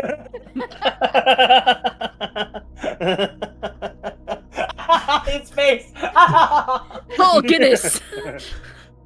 Not again. Not again. Oh my god. Ooh. Well, if it is safe inside, then we should go inside. Right. You've got option. You've got the front gate, which is locked. You've got breaking one of these pane glass windows. There's also a steeple that you might be able to try to clamber up and through. Are there any other doors around?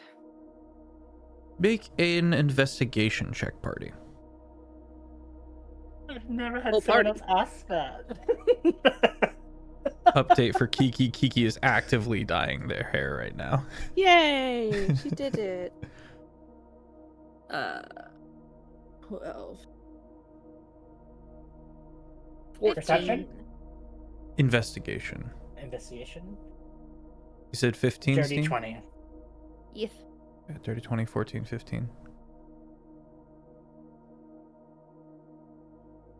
Amongst the flower beds and the candles, you find a storm door, which is like a slightly angled trapdoor in the floor. And the wood of that trapdoor is rotted but closed. Moss and plants growing out of the wood. Fredo is gonna go over and try to pull up on the door. The handle breaks off in your hand, Rude. and She you tosses look. it over her shoulder Flash. and then takes the butt of her gun and just Soon, a large hole in the ground opens before you. Steps with holy rite engraved into them is shown to venture under the church. Well, will. Well, Give me indeed. soda. Stinks. I love that. That's great. Echoing steps as you begin to walk down into the basement. More bones of giants. I'm going to go down with them as well. And is it dark? It's dim. Pretend that's indoors. And Emily, if you could post that picture for me. More candles and little bits of flags and streamers around these hands, these large, giant hands that seem to be sitting on their wrist stumps. The room itself has some storage, and the idea of a safe place is very appealing. Quickly, you see linens, fabrics, silks in boxes, soft things that call your need to rest to the forefront. The question becomes, who's taking first watch? Well, I'm going to start doing Tiny Hut. Beautiful. Indeed. if I cast it at the same time, can we half the speed? Richard! There you go. That's circle magic right there. It's just two dancing. No, you go. I don't have miss, but I got moves. Yeah, you have to pull from the smoke of the candles. Ooh, okay. Actually, Ooh, okay. Sorry, very I'm cute. loud. I'm really loud. You're good. Is there? This area looks more like a storage area than church proper, Yeah, it looks like the storage area for the church. right? Before I start Tiny Hold Hut, on, though, buddy. I want to hear what James is saying. Sorry. That was about it. All right, over to you, Shane. That's what I assumed. Sorry. You're good. But before I start, I don't know if James, your character, will be with me. But in case anyone is wanting to go and investigate, I am going to give us dancing lights that will follow with them, so they have light to see in the areas around us. I think that you would see, even in the dim light, Drim's eyes still glow. Cool. And I have dark vision out to 300 feet, so I'm pretty good to see Jeez. wherever and whenever I want to. One is never too Drim's eyes were like. I have dark vision up to 60 feet. Amazing. Looking That's what I around, would normally have. Whip it out on us like that. Do we- Jesus, do buy we me wa- a drink first. do we, with your 17 pp, do you? I'm sorry. I'm so sorry. Do we want to explore or do we want to rest? Rest. I I'm torn. would say whoever wants to stay while I do the hut needs to stay so they have access to the hut before they explore. That's And then true. once the hut's up, you Indeed. cannot leave the hut or else it will collapse. Okay. I'm here to make a home for everyone. I'll stick around while we make the hut, and then I'll take first watch. Okay. And I'm gonna, while I keep watch, I'm not gonna open any doors upward or anything, but I'm gonna keep an eye out through the entire storage area and take a look around. Okay. Blessed safety. That name is Leoman's tiny hut. And soon this force field bubble manifests out of the smoke that is wielded.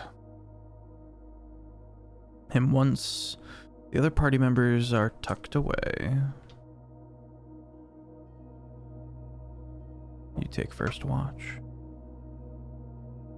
Not wanting to leave the party behind, you limit your initial searchings to the basement.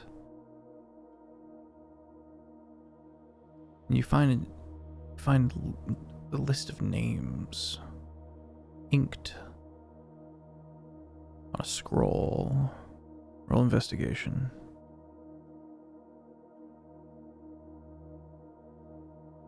I'm tired as hell. It's not good. I'm pretty sure it cancels itself out to a 0. Oh no. You're like, I can't read. yeah, your eyes just won't focus, but you've got the scroll and you kind of tuck it away and you're just reminded just how badly you need rest. Feels like days now, and you're like, oh shit, it has been days, actually. Almost 3. Yeah. And with a weariness that is earned, the party gets a long rest.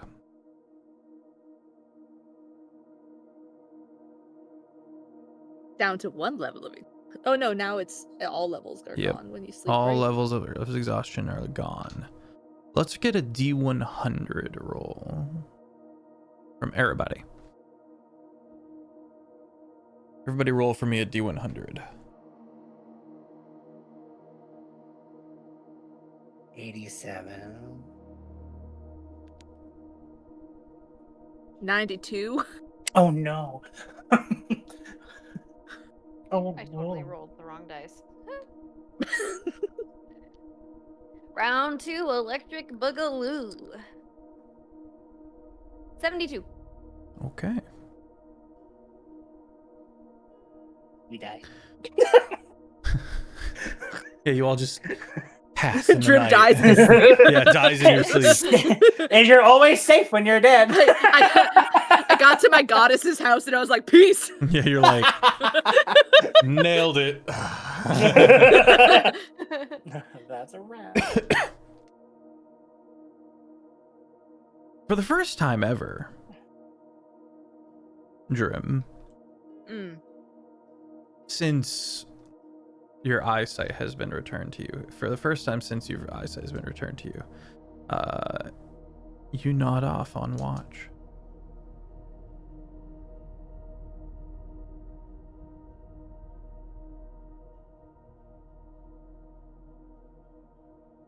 Upon waking, Rada, you're the first to wake. What'd you get on your D100? 72. You ever wake up and you're like not fully awake yet, and you're in that kind of hazy, dreamy headspace, and you're aware that you're not quite awake yet. You're just kind of out of it. You're just now waking up. Everything's kind of languid and sluggish.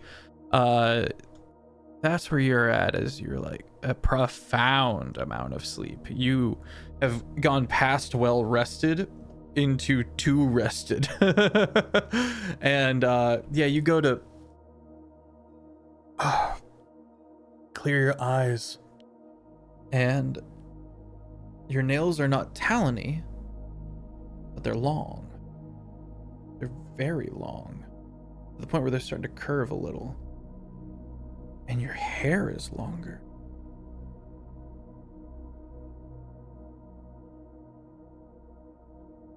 She's gonna look at her hair and then look around the room she's in. Can she see both Drim and do they look different? They look like they've been sleeping for years.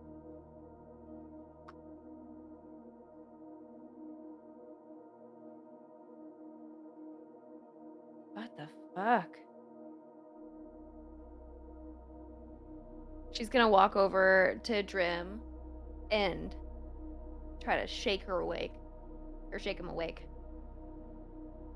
You wake up, Grim. Ugh. And again, all signs of a prolonged amount of time are indicated. Your hair is longer, your bones are creakier, your nails have overgrown.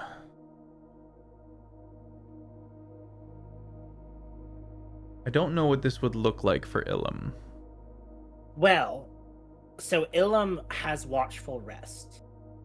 So that means that he doesn't need to sleep or can't be put to sleep by magical means. But he'll happily try to dream if it appeases people and go in there. I think what that looks like for you is the same kind of haze, and the thing that draws you out of this haze is Greta waking up. I would imagine Ilum would have, as that one leaf sprouted, I would say that over the time as he laid where he was, vines would grow and decrypt and grow and decrypt, and he would be like in his own blossom of vines surrounding him, almost coil like his shoulder armor that they pieced off of, and just have little soft pumpkin flowers that would just be around. Maybe there would be a few more lines or something in his gourd, but yeah. Grim's salt and pepper hair has gone a little gray. Yeah, everyone kind of looks at each other with a bit of shock. Same Do conclusion. you need help getting out of those vines? Vines. Oh. She pulls out both of her hatchets. No. I'm sorry, I didn't mean to yell. Just, we don't hurt the growth because the growth is its own thing. He asks it politely, so can I please be up? And just hopefully he'll be able to just raise himself up from the ground.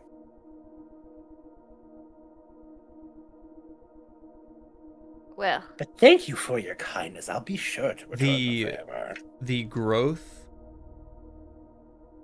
resembles half of the bubble, but the bubble's gone.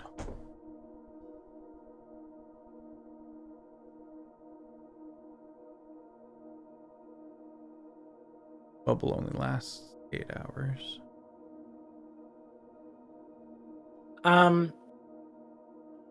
I guess I would. So I was like, Is it noticeable that they've aged to him? Would you say? You both seem to have matured quite romantically. Is there any way that you feel different, or are my eyes deceiving me yet again? One feels very well rested. no. How long were we sleeping? Indirectly, that was my question to you as well. Everyone make an Arcana check.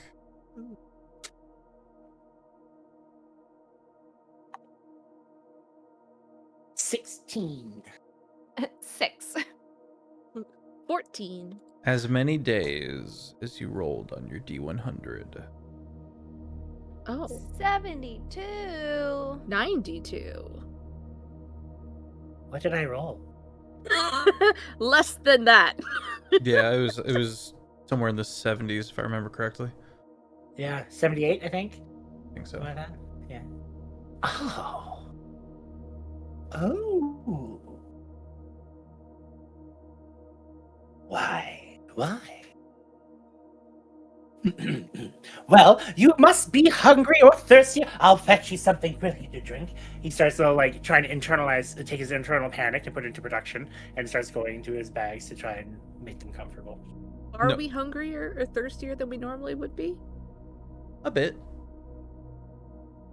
As a pumpkin, I don't eat or drink, so I don't know. But you didn't die of starvation or thirst. Yeah.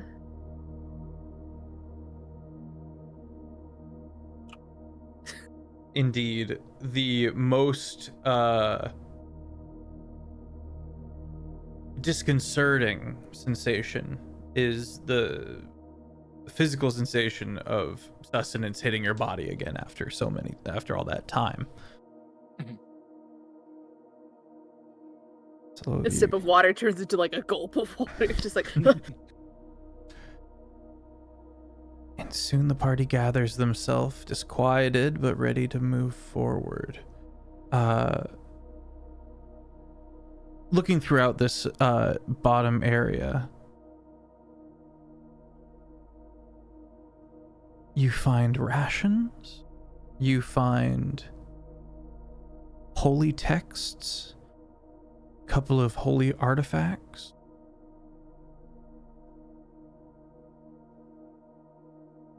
And your name is on this scroll, Drim. Hmm. You recognize a few other names of the people who healed your sight. Names you wouldn't forget easily.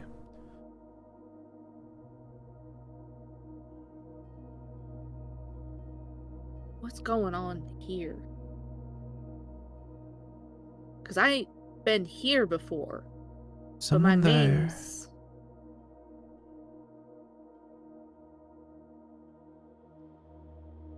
Someone there?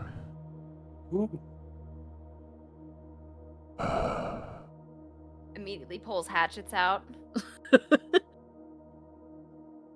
I don't know. Does Do the voice... we do that? Who troubles the dust in my halls?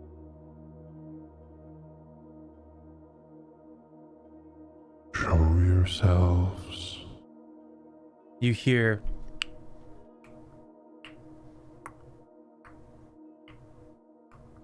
above.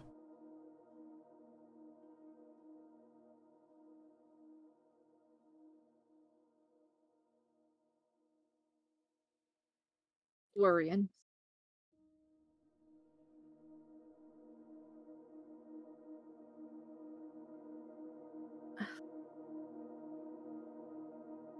Freda is going to cast Pass Without a Trace.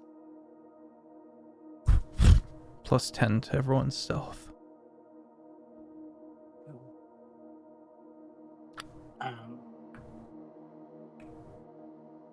So he asked, and I had a little sound thing there until Pass Without Trace came in. I apologize.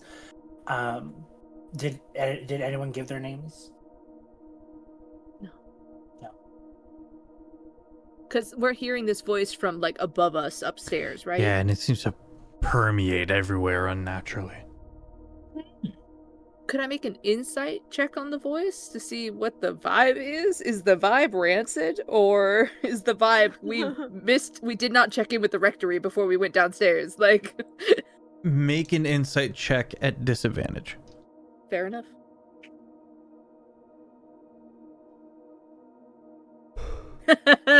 It's a natural one. It's fine. You can do it. It is not aggressive. That's all It's you a got. voice.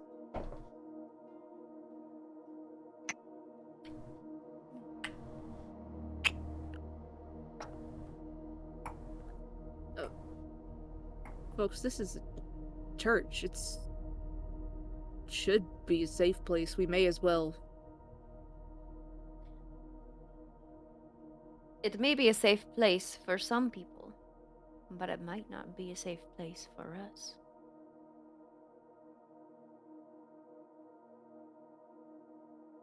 I think the only reason Drum is, like, still in partial agreement with that is the fact that the front doors were locked from the outside. It's just like... Cognitive dissonance can only go so far. Would you say that the ceiling is very far up from us? Not down here. I'd say you're almost touching it. Oh, okay. Would you say if he goes on his tippy toes, he would touch it with his head? I would say that yes, tippy toes would do it.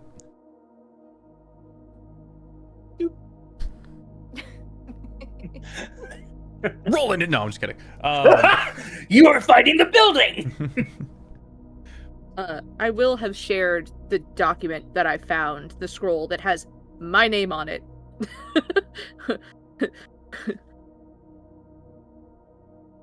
Well- Something is going on here. Because I didn't bring this with me. This was here. James, I can't remember. Did you tell us that you heard the god telling you to come here?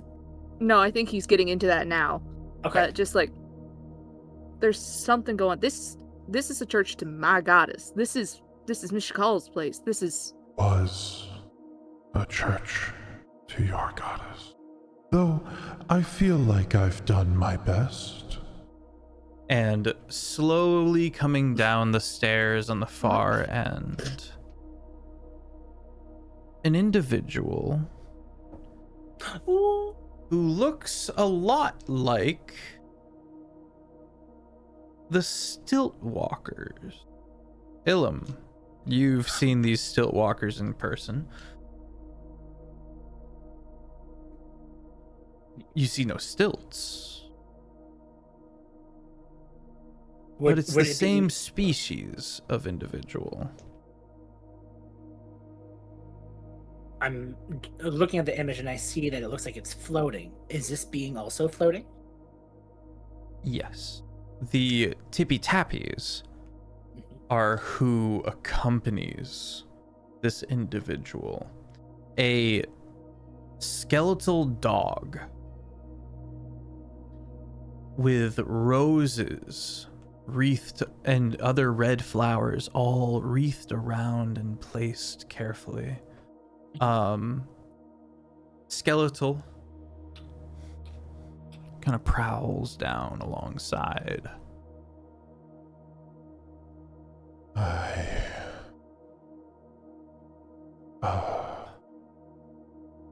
didn't expect company in this era.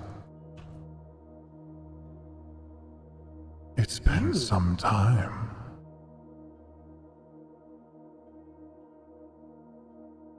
You. I'm sorry. You happen to be one of my old employers. Do I? You resemble him everything except for the tall height. So to be non-offensive, I promise. I'm just so used to the looking up, not at. Then it's true. You came from the land that is torn. That is a very astute observation of what the land is, yes. You have met my kin. Well, that would explain why you look so alike. I love this investigation.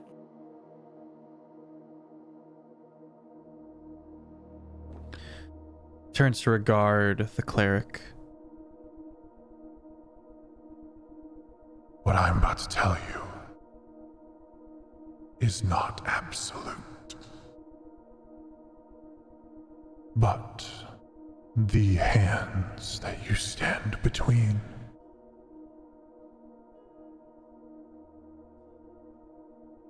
belong to your god.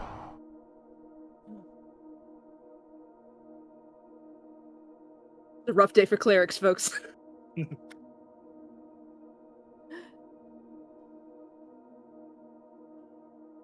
What? It is not absolute.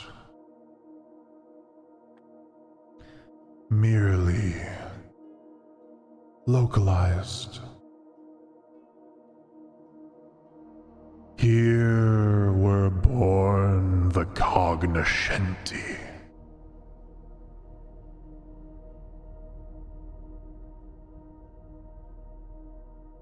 And here, Mishakal birthed us. In response.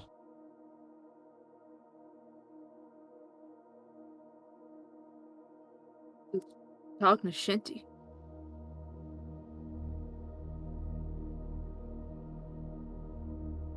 Our greatest foe. Blight of your home.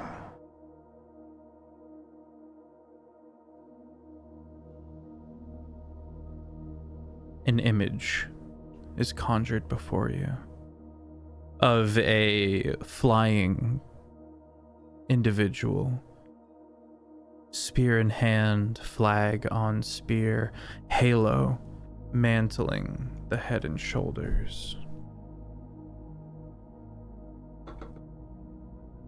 And they have returned.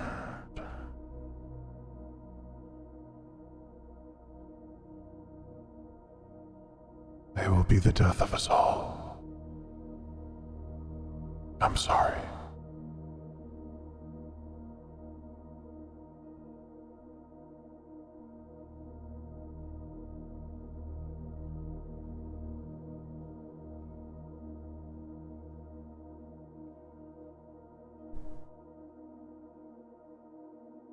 I think the stunned silence really speaks for itself.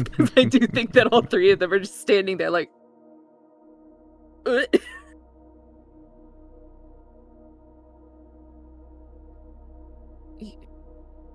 your god's dead? Here, yes.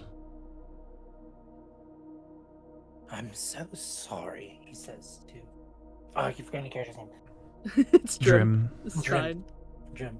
He says to Drim, and places a consoling hand on your shoulder.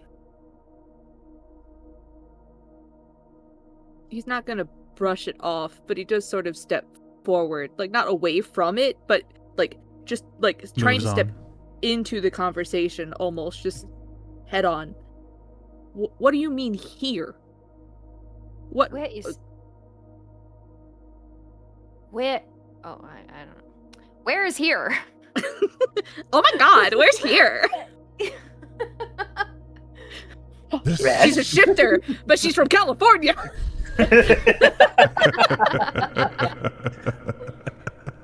The laughs in your voice.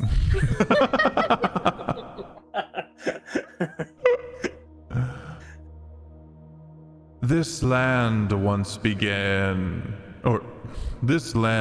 belonged to the giants. It was one of the places they found inhabitable during the war. They're all gone now. Have been gone for a long time. And Mishakal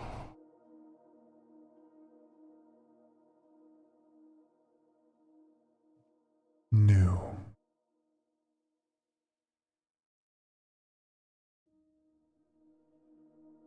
And in the last moments, celestials that worshipped them stole from them their power, their celestial magic.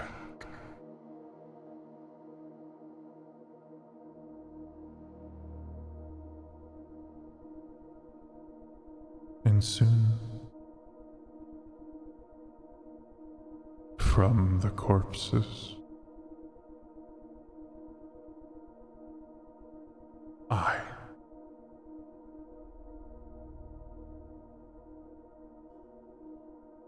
I would not claim to be your god. I do not think I am. But we are what manifested from your god's corpse.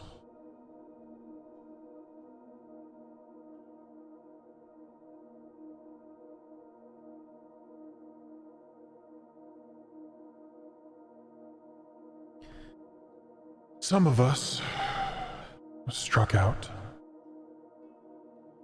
looking for other places, using weird ways that have only now, in these later years, reopened.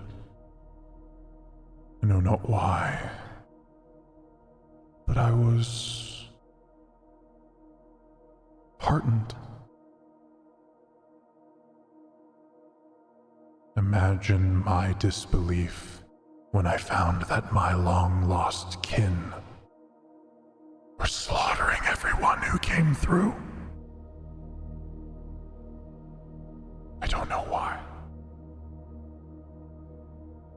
But I built this place, I kept this place standing in the hopes that they might come to their senses and return.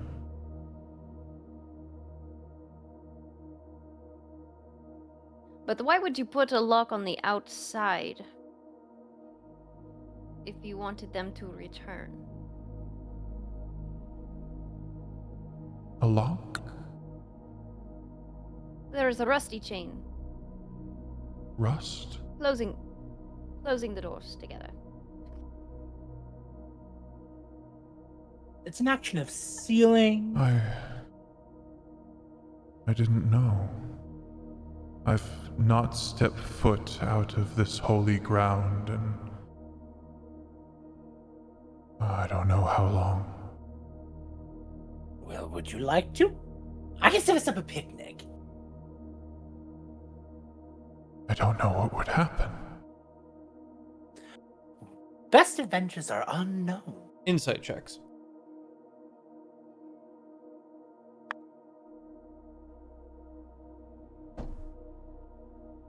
Nine- 19? Oh! That's the Oh! third time, You owe me gang. another soda. Thanks. Steen and I are best friends now. I got a 10. The two of you that rolled over 12 recognizes that this person has developed a bit of the yips about leaving the holy ground of their progenitor.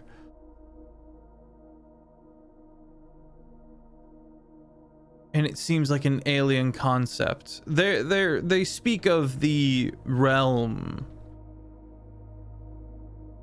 and what they've been able to see and perceive from within these walls.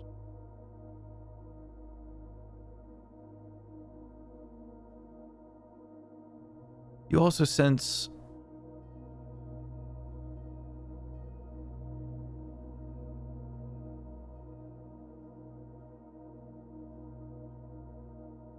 a carefully hidden anxiety that could spill over into aggression based on this line of convo.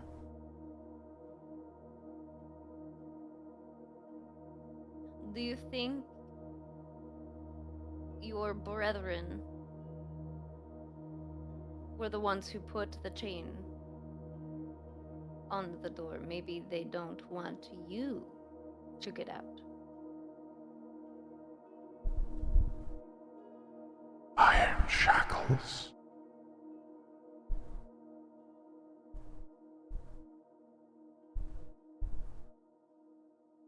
They could have just asked.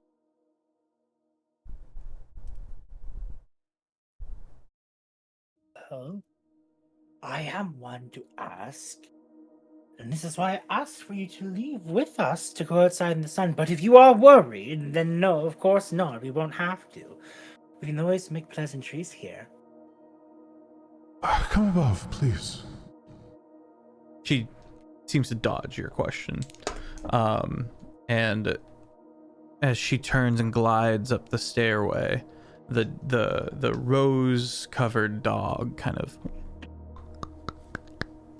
and prowls after their master. In this moment, Ilum will be reflecting on his last job with the other Stilts people, Stiltskins, Stilts folk. Stilts folk, and thinking, if this person, this being in front of him, is one of kindness and welcoming that he has been able to just digest in this current moment, why were the others telling me to kill things? And what was the purpose of killing those things if this one was kind?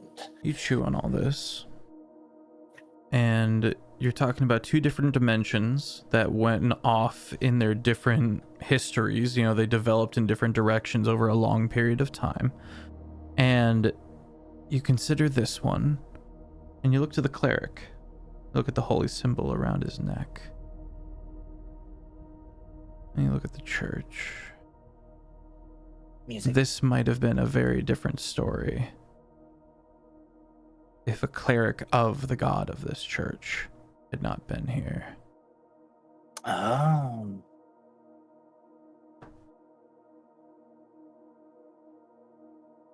A little bit of this thought that has come to revelation in him does give him a bit of ease. It's just knowing that, because if I'm remembering correctly, you said that his kin kill those who go in. And The kin kills those who try to return. come back or here. get back to the land of the mists. Anyone who goes through this portal, the Weir Way, to the land of the mists, they are snuffing. That makes Got it. sense because we've got an active horde on the other side right now that was chasing us.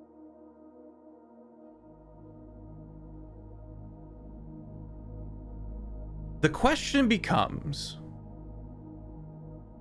how do we tell all of the people who are struggling within the mists that there is a safe-ish place where you can grow crops? You can build walls that won't mildew, that won't erode to the mists over time.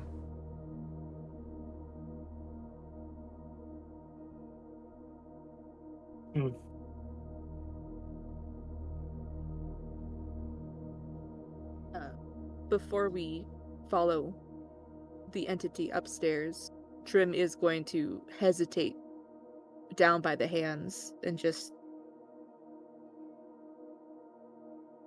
sort of gives like a reverent touch just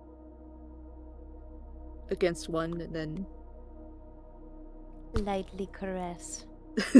God. No. The hands close around you in the most gentle and maternal embrace.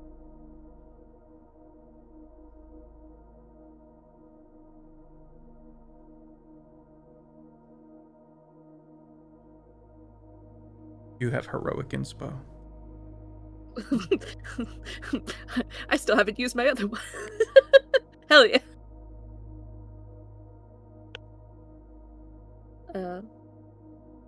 Yeah, we may as well follow them up. Okay. Or at least Trim's going to. Following the way up, you learn that this individual has a persuasion check of 18 or more. 19 or more would be required to get this person to step outdoors. But clearly they're powerful. Come from the same line as your antagonist.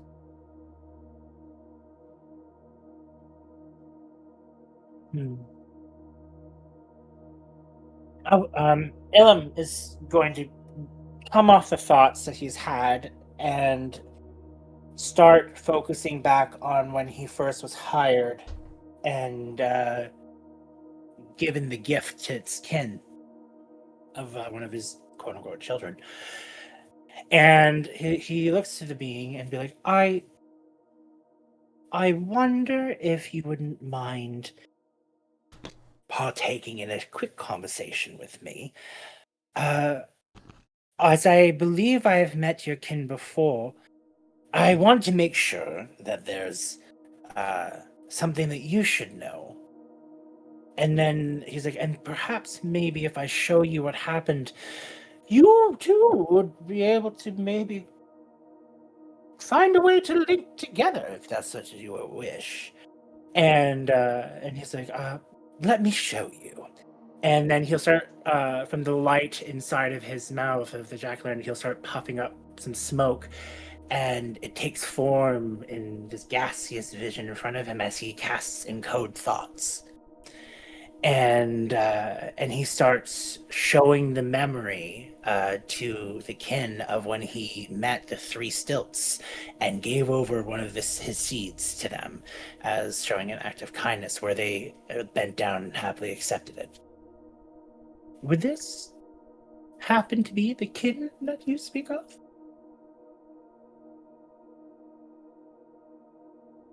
The visage of them upsets her deeply. And you watch as she seems to go into this state of denial. And she says, No, you'll not come here with your lies. and you watch this hand slice through the air, the dog, and all of you need to make a wisdom saving throw.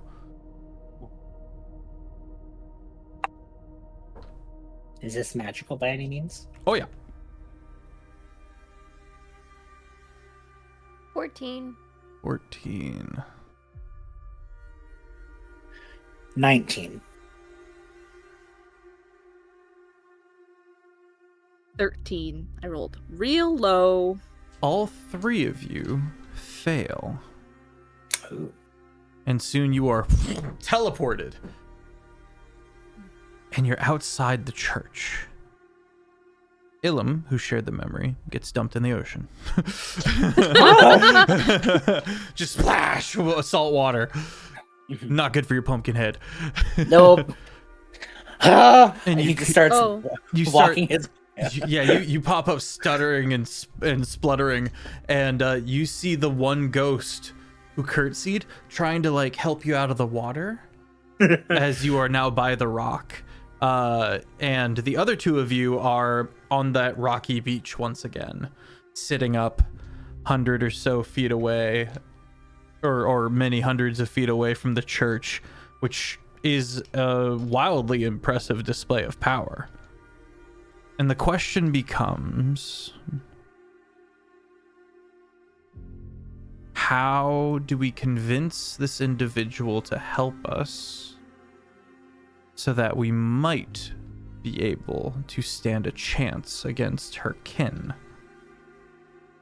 and return the information to your societies of a sanctuary, of livable land, tillable earth, maybe not drinkable water, but you can figure out a way around that eventually.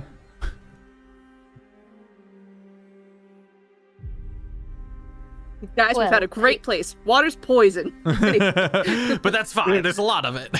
I would say that this cracking teleportation magic does alert the now very hungry bat-like creature, which glides down along the ground towards the party. Let's roll initiative. I don't want to hurt it. It's time to shoot things, Gene. You've got this. I want to be its friend. I want to shoot zombies. I don't want to be the bat's friend. Well, there's Wait, what am I options. doing? I'm rolling. Combat is not the end-all be-all. Not everyone has to die for a combat to end.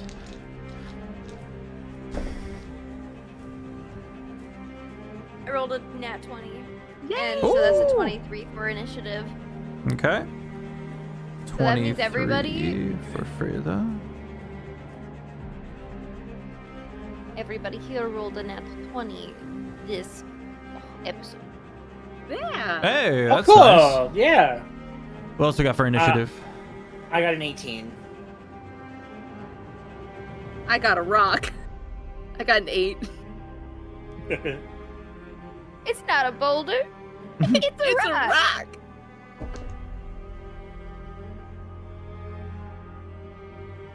Freda, you're up first. 40 feet away, with ears training on your location, this bat-like entity is gliding towards you. You don't want to kill it. You don't want to fight it. It's a beautiful beast. What do you do?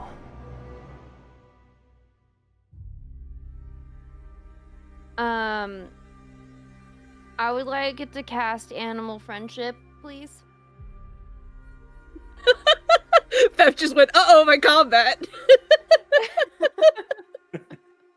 Read me the spell. Target a beast that you can see within range. The target must succeed a wisdom saving throw or have the charmed condition for a duration. What's the duration? If 24 hours. Oh no. What's the DC? 12 wisdom.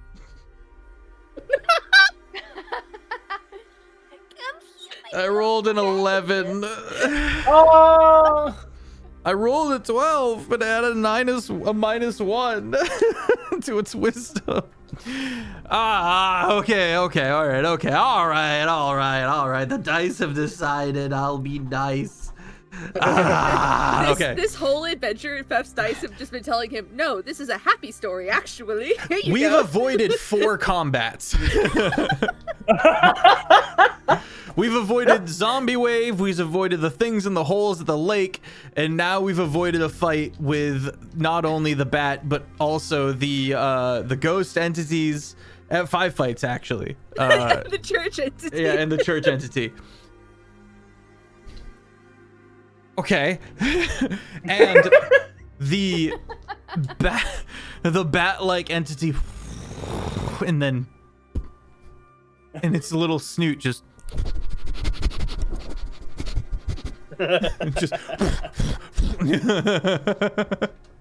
this thing is gonna gargantuan. Pet it. You give it pets, and its fur feels like moss, and it. Hang on.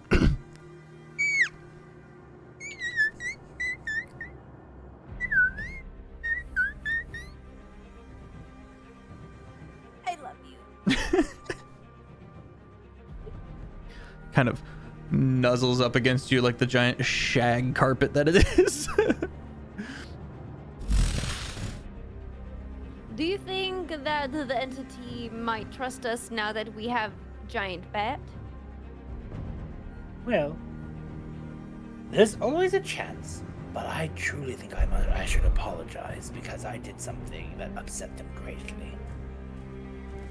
Think you showed them a truth they don't want to see. Well, sometimes I've noticed it's good to offer sweetness and sincerity, even in a truth that hurts. Those things have been offered, and it seems that this individual is in a state of denial, will not leave the church. So it's not really your fault for pulling the wool back over their eyes to a certain degree, and you even went about doing so in a very kindly manner, and you couldn't have predicted that reaction. I'm just Ilum is more just discombobulated by the fact that his routine of showing those actions didn't work. And usually in a situation of showing the hospitality, he's like, well, if we can't be hospitable, but I don't want to be hostile. Think of it this way. Think of it, yeah. You sit there and you're like, huh. We come from a land of people that have all been brutally traumatized and have had to overcome it. This is a peaceful land, a bit of a graveyard. This is a held breath of a place. People will generally move when they want to or are forced to. You might have to find a way to coerce this individual, because it can definitely help. My deception's -1, so I'm out. I can persuade a turnip to do nothing. Turn The down turnip for listens. what? I think our goal is not so much to convince them other than what they already think. I think the goal is to make them see. Well, I think that Oh. you might be the best person for that, considering this was your god. I'm not made for talking. Your mouth Boots were is. made for walking. Sorry. Technically, they Well, were you're made for the riding. rootinest cowboy you ever were. The wildest ride in the wilderness. I don't know if I'm the rootinest tootinest when you've got. What is this thing? Just looking at this giant bat that's nuzzled up to you.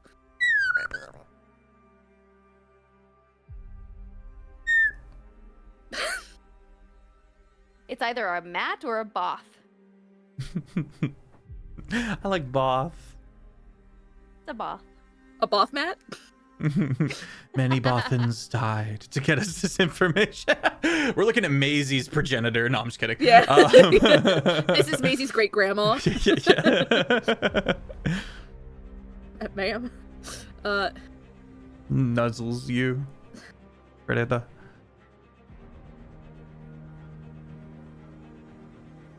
Alright, well. With that horde on the other side of the cave, we're not getting through without the help. Which means, yet again, Yes. we are looking at death or not yet death. And I have not lived this long without just going toward the not yet death approach. Why don't you think the horde wasn't able to get over here? I don't know. They stopped at the water's edge. Maybe it has to be sentient. Maybe they couldn't cross the water. Maybe it has to be alive. These are all great ideas. Everyone make an Arcana or a Nature check. Sorry, Shane. My bad. Okay. 30. Arcana. I'm gonna leave my 18 over here. 21 nature. So back when I got that 14. It's the salt. Oh, makes the little skin shrivel up. A little dead skin. I have an idea. If I change the terrain and block the water just to make enough that will island and isolate them just in that part, so if they come through, they will see it. Then they'll have proof. They'll have the proof. They'll have proof. Love Ilum so much. They can call your illusions lies, but they can't call their own kin lies. My illusions are just reality not yet. Well, with that logic,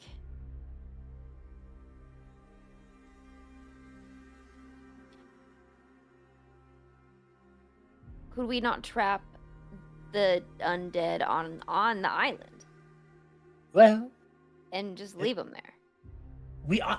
Well, what if I made it a sense of a path? They could come out, and then I just destroy the other half. They won't be able to go. They won't be able to go anywhere. Not now, he's a.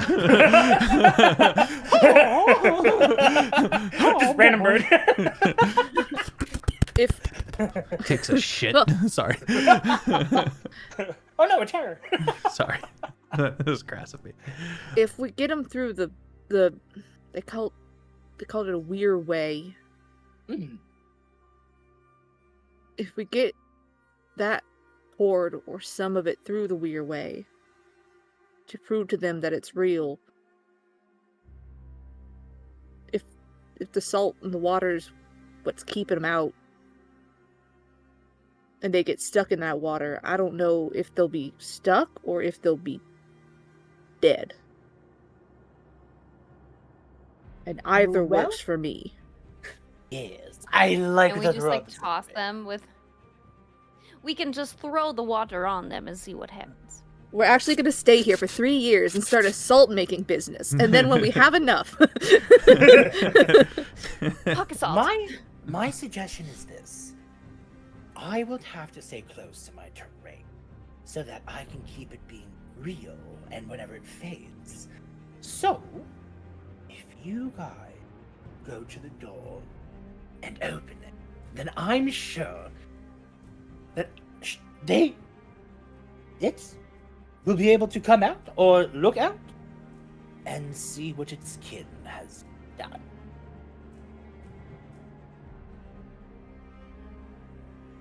We need someone to bring the horde. Someone that can only be you to lead them in the right place. And we need someone to make them look. Yeah, this happens to be a church dedicated to your god. I can transport you from hole and wall to church, given the bat will let us fly on it. Well, I it's... would have to stay here, though.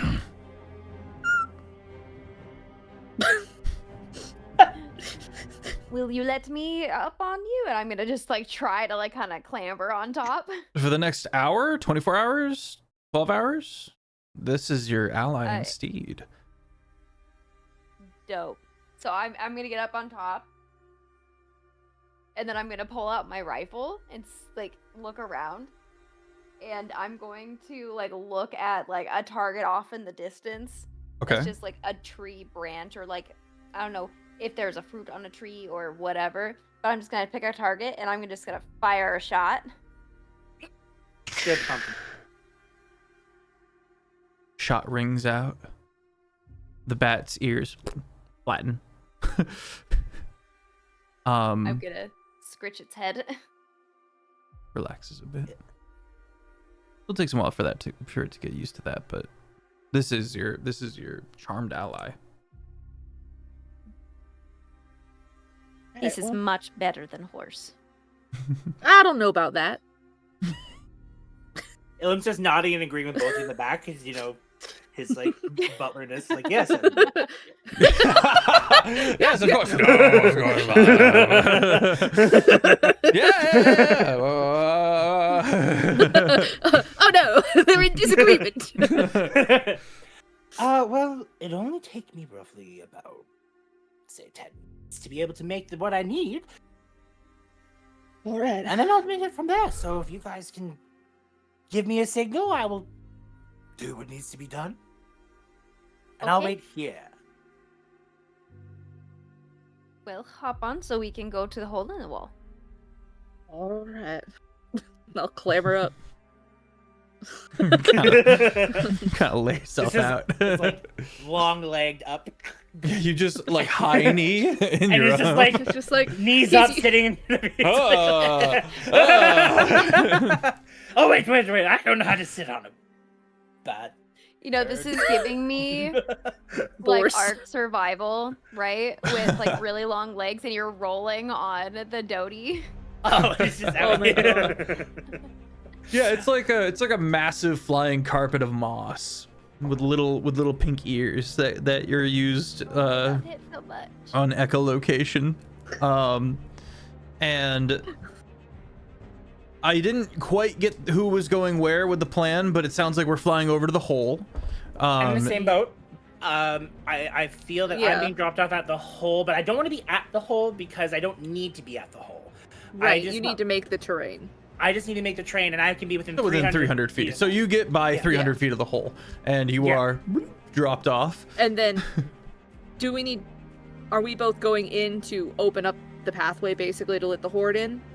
So all my thoughts are this: I'm gonna make a landmass that blocks the water from going in, but as a ramp that goes up, so the dead can walk through what they need to inside there and walk up this ramp. It will lead, let's just say, 20 feet into the ocean, and then afterwards, I will just decompolate. I don't know the word. The part of the ramp, so the water then rushes back in, stopping a mass amount of horde from coming in it, but just showing that these things exist and this is them. Okay. So that they are trapped on the island to do with whatever this celestial. And on which side of the portal are you making all this? This side, because I figure that I need to act like a cork and stop Gotcha. the water from going in. God. So they would be able to. So my thought is that part where I made the raft for us to go over the holes in the water, they then would go. That would dissipate, and then they would make their way up to go. And once they start coming in, Just for the sake of expediting this process a little bit, yeah. you don't have any data that says that the stilt folk have any interest in walking through the weir way to the other side.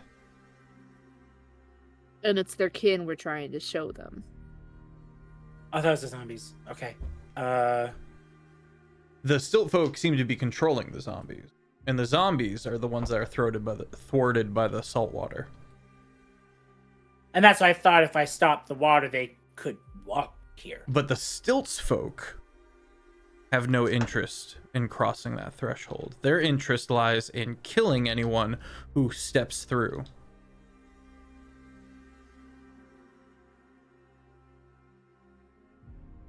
Basically, we need to try and get a stilt walker in here. Or the cleric, or the cleric other out. one out. Yeah.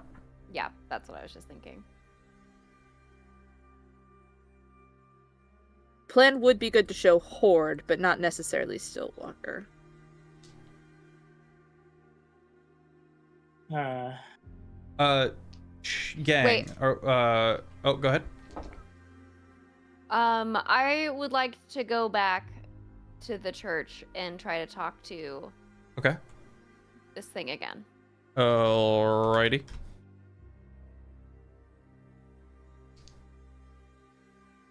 You gently take the little ears and guide the bat to glide around the church. It seems that the bat creature doesn't want to get too close to the church, but can get close enough to kind of drop you off as needed. Okay.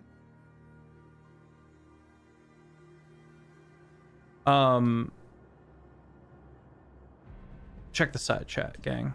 Mm-hmm.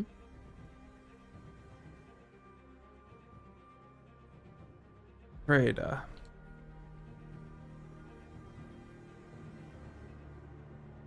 You slide down and you note that all of the candles are out around the church.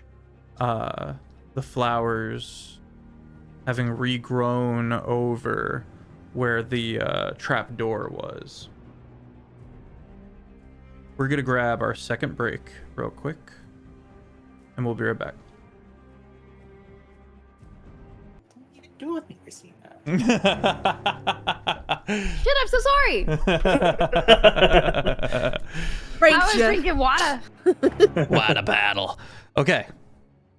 Plan in hand, the bat drops off Pumpkinhead by the mouth of the cave, and then it slowly glides back around with the rest of the party members to approach the church. The whole time the ghosts are watching. This is the most interesting thing they've seen for however long.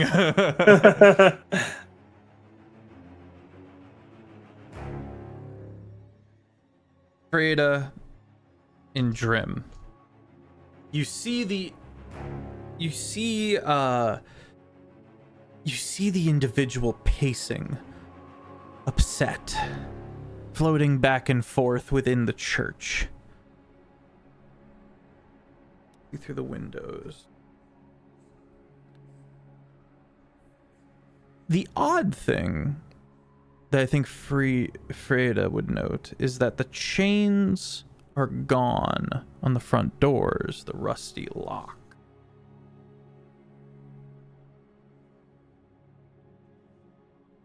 Everything seems to have been cleaned further. I think we can go through the front door now. Maybe we knock to announce ourselves first. Keep it real I follow polite. your lead. Okay. You step down onto the holy ground of your deceased god. You don't gotta say it like that. You don't have to, yeah. But Pile of hot dogs. and your feet step down and you approach the double doors.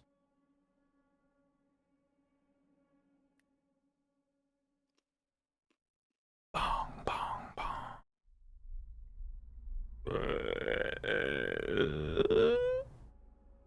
The doors open and she stands, arms crossed, on the inside, looking out at you.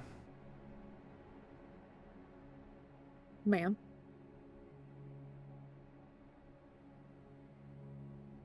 You return once again.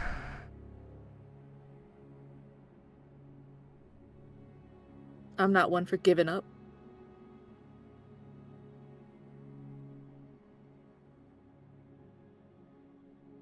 She gestures a hand, not ready to strike it, but holding an action. I wondered, seeing as how you're in Mishkal's church, seeing as how you came about because of her, same as I did. I'm only who I am because of her. I wondered if you might permit me to prove something true to you.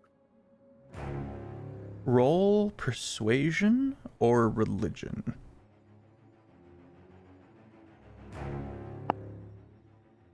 I'm going to use my heroic inspiration. Aha! Whoop whoop. Persuasion or religion. Persuasion or religion. They're the same. 21.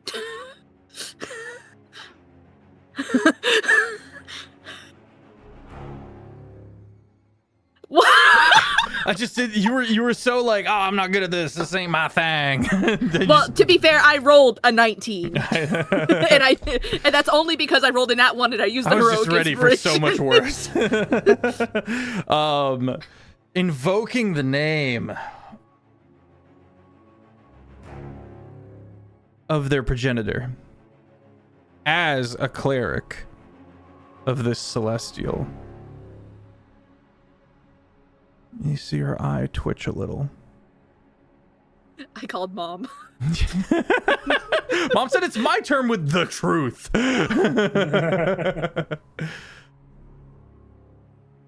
Speak your truth, and I will deem it.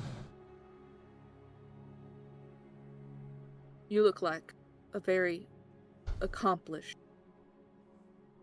user of magic. So how about my friend here uses magic to make your job a little easier and sussing me out? Do what you can do, Red. I can cast Zone of Truth. You realize you're never going to get the permission, but they don't seem to be able to stop you now that we're in this line of conversation. So you cast Zone of Truth. Tell me about the spell casting. What does this look like?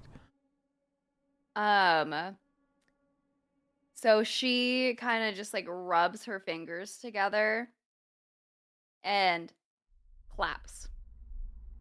And then like kind of does this to like those like, you know, contracting balls. Yeah. So like kind of like that motion to like open up a 15-foot sphere where Zone of Truth is going to encompass us. Encompassing all three of you.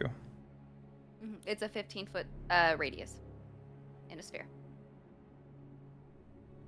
will willingly fail.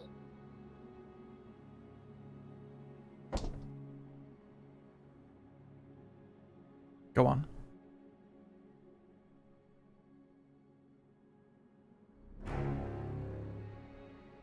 Ilum attempted to show you something earlier from his own memory, to my knowledge. And I cannot prove to you that what he showed you is the truth. On my honor, I cannot prove to you that what is in Ilum's head is the truth, because, honest to God, I don't know what goes through their pumpkin head most of the time. They're gourd. Oh my god.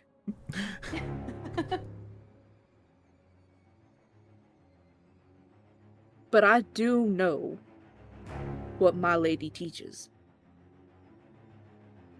And I do know what my responsibility is as her cleric.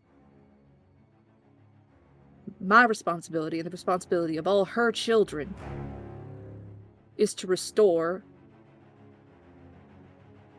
and bring balance and to give back what is taken.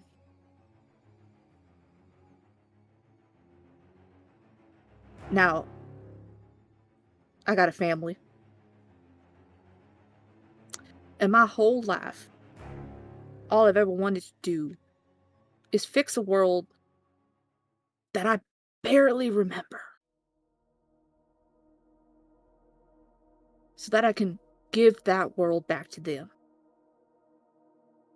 And I stepped through here and through that, what you called Weird Way, and I found a world that I've only heard stories about.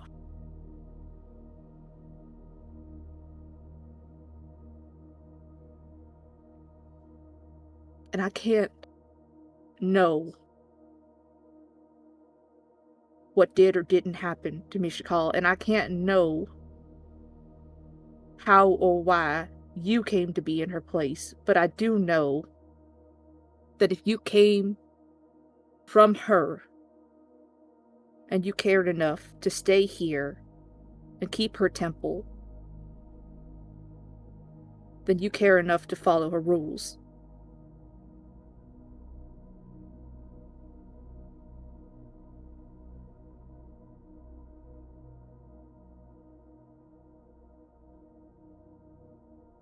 Mishakal once said,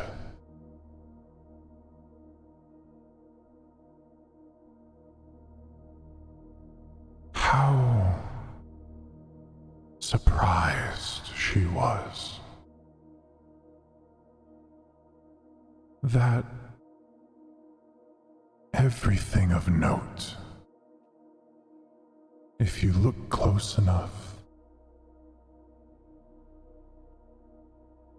was started by mortals. Which I always found odd that the god of giants would take such stock in us. Tell me of your family. And we're gonna cut now over to Ilum. Ilum, Yes. dispersing with the various things that were set up and in the way, the water continues to pour now through the Weird Way into that cave, and you do your little funny walk over to the Weird Way, and the mists are pouring out, bathed in rose gold light. You can smell the zombies and hear the distant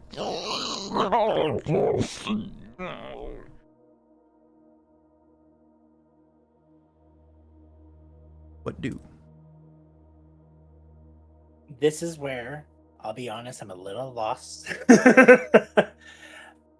Did we agree on me making the landmass for them to walk out, or just stop the water?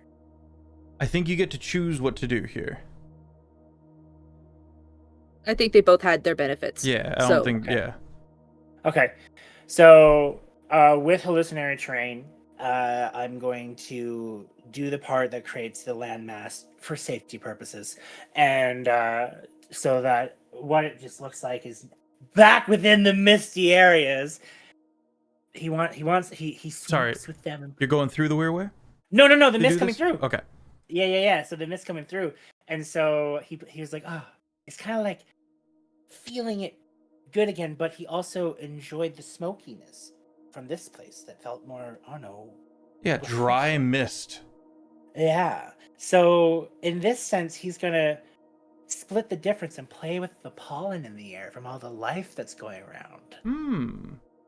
And start playing with the flowers and the trees and just having it just swish and blow as he creates a nice solid rock that will form as a ramp to up from the mouth of the portal, blocking the water so that it can't make its way over, but that nothing can get around that is surrounded by the water, and forms just maybe about 15-20 feet out landmass that goes out, and then he just keeps playing with it until he gets his signal to make it solid and stop the water.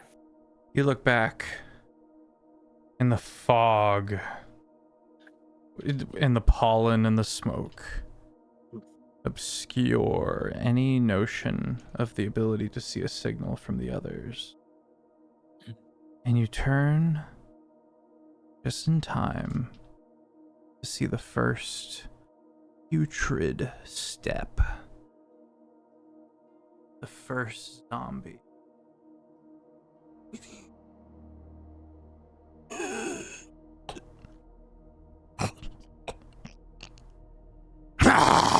And at the signal, more begin to pour through this portal.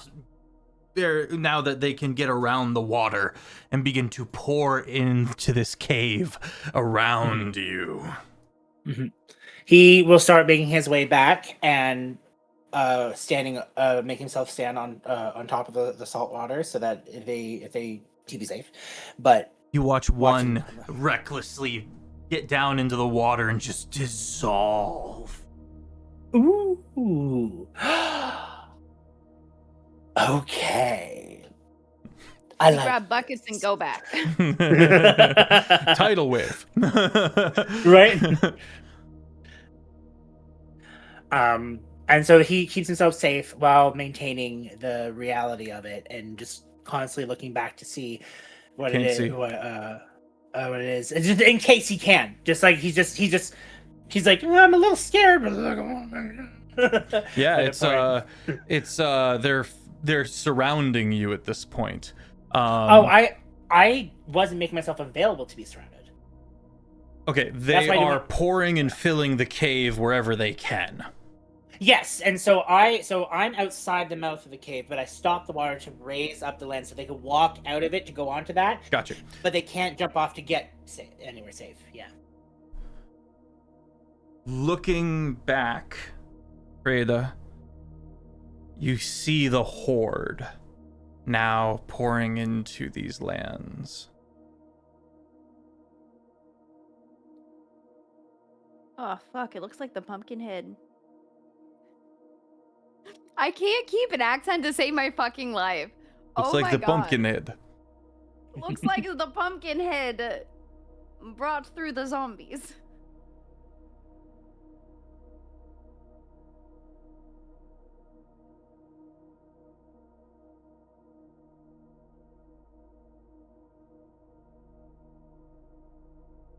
Drim, you look. You've just gone at length a little bit about your family. And now the time seems to be right.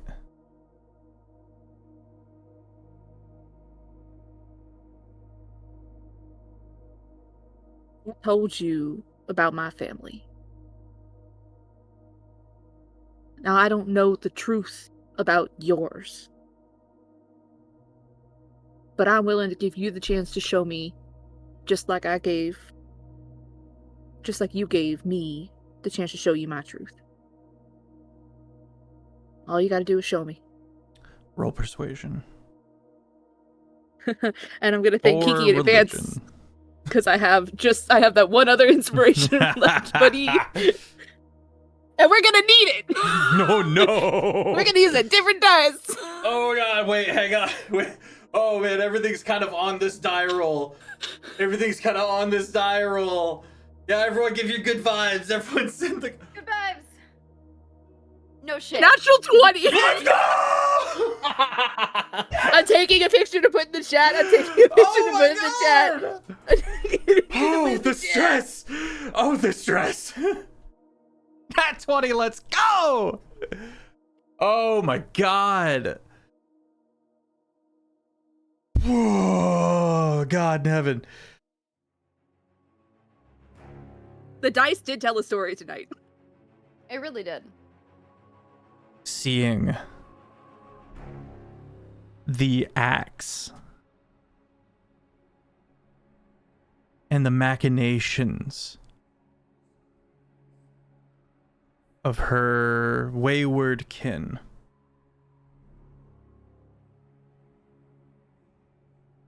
you see it actually sink home for the first time in who knows how many years of what exactly her family has been doing.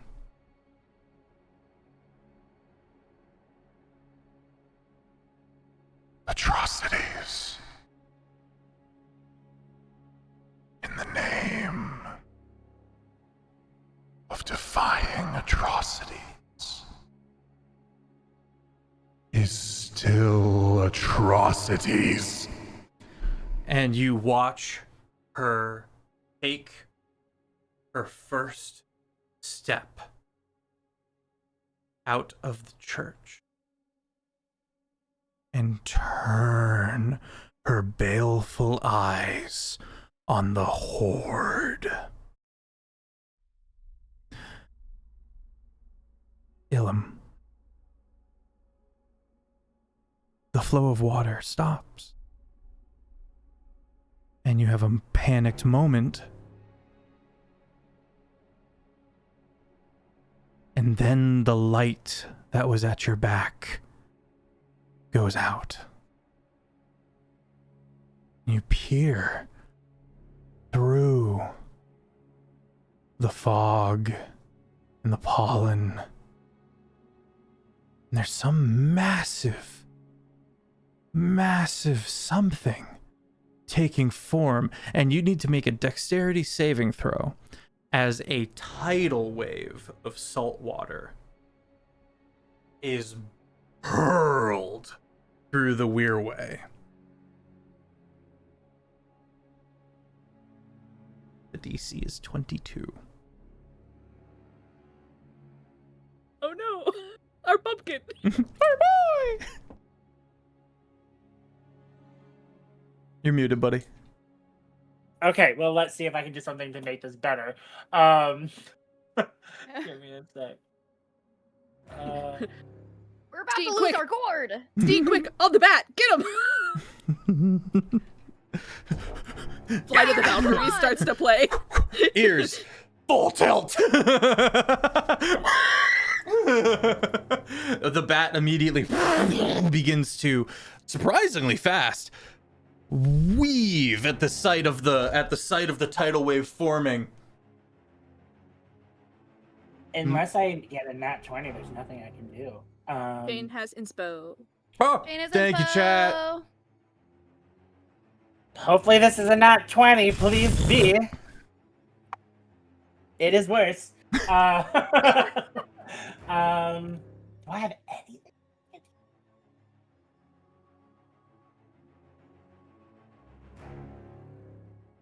What'd you get? I got a dirty 20. And so I'm just trying to see if there's anything else I can do to make this better.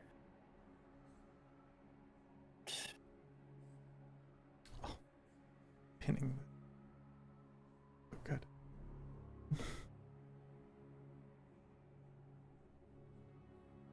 I don't guess think if you're not finding something, I don't know if you got it in the kit. Yeah, because I can't silvery barbs a tsunami. I'm quickly looking through, doing quickly. Oh no, I can't do that. No. Quickly make an illusion I'm of a gonna dome feel- over yourself and make it I'm gonna real. feel really bad for pressuring you if you actually have something. I don't think you do. The only thing I can think of doing is creating. If I'm allowed to create Not on a quick reaction. wall. Yeah, because I don't think I have a reaction that allows me to create. Well, brother, you're going in the soup. We all Thankfully, talked it I don't- over. We all talked it over. You're going in the soup. what I love is when we first did this plan, Ooh, I was like, pizza. "Oh, Josh brought food." Ooh. Right, what's it?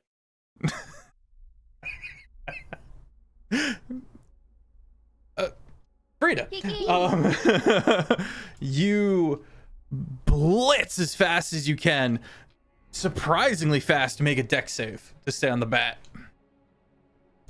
Oh, what's fun is that I have advantage on deck saves. Okay. So yeah, advantage on decks against effects that you can see while not blinded, deafened, or incapacitated. You're going real fast. You can see it. I rolled 2 15s, Okay. Total of but 18. 18. You managed to cling tightly to the moss. Not the ears, because that would probably hurt them. But you dig in on, and you feel your talons sharpen and in alarm. But it keeps you grounded to this creature as you. And just as you turn, and you see Ilum alone and surrounded by the horde, just starting to accept his fate. Boom! You take him, and My gourd. and the two of you through the weir way and up. Oh, So we're back on the other side. Indeed. And as you sonically are outpacing the tidal wave, you get up and out of range in time to watch the horde, which has even grown more substantial, having cast down the one gateway to make room. You see the wave pummel the horde. Dope. And you see the one individual on stilts at the top of the mists turn to regard you, and then taken out by the wave as well from below. Just and soon, after a moment of chaos and vitriol, you're being held, Ilum, by the bat's little tenderly bits. oh, I love it. Tenderly bits. What? What is happening? You're like holding onto your head to keep it on tight. You're holding onto your pumpkin head to make sure it stays there. You Vines see attached. level 20 flying Drim, slowly floating out with Daughter of Mishakal in tow.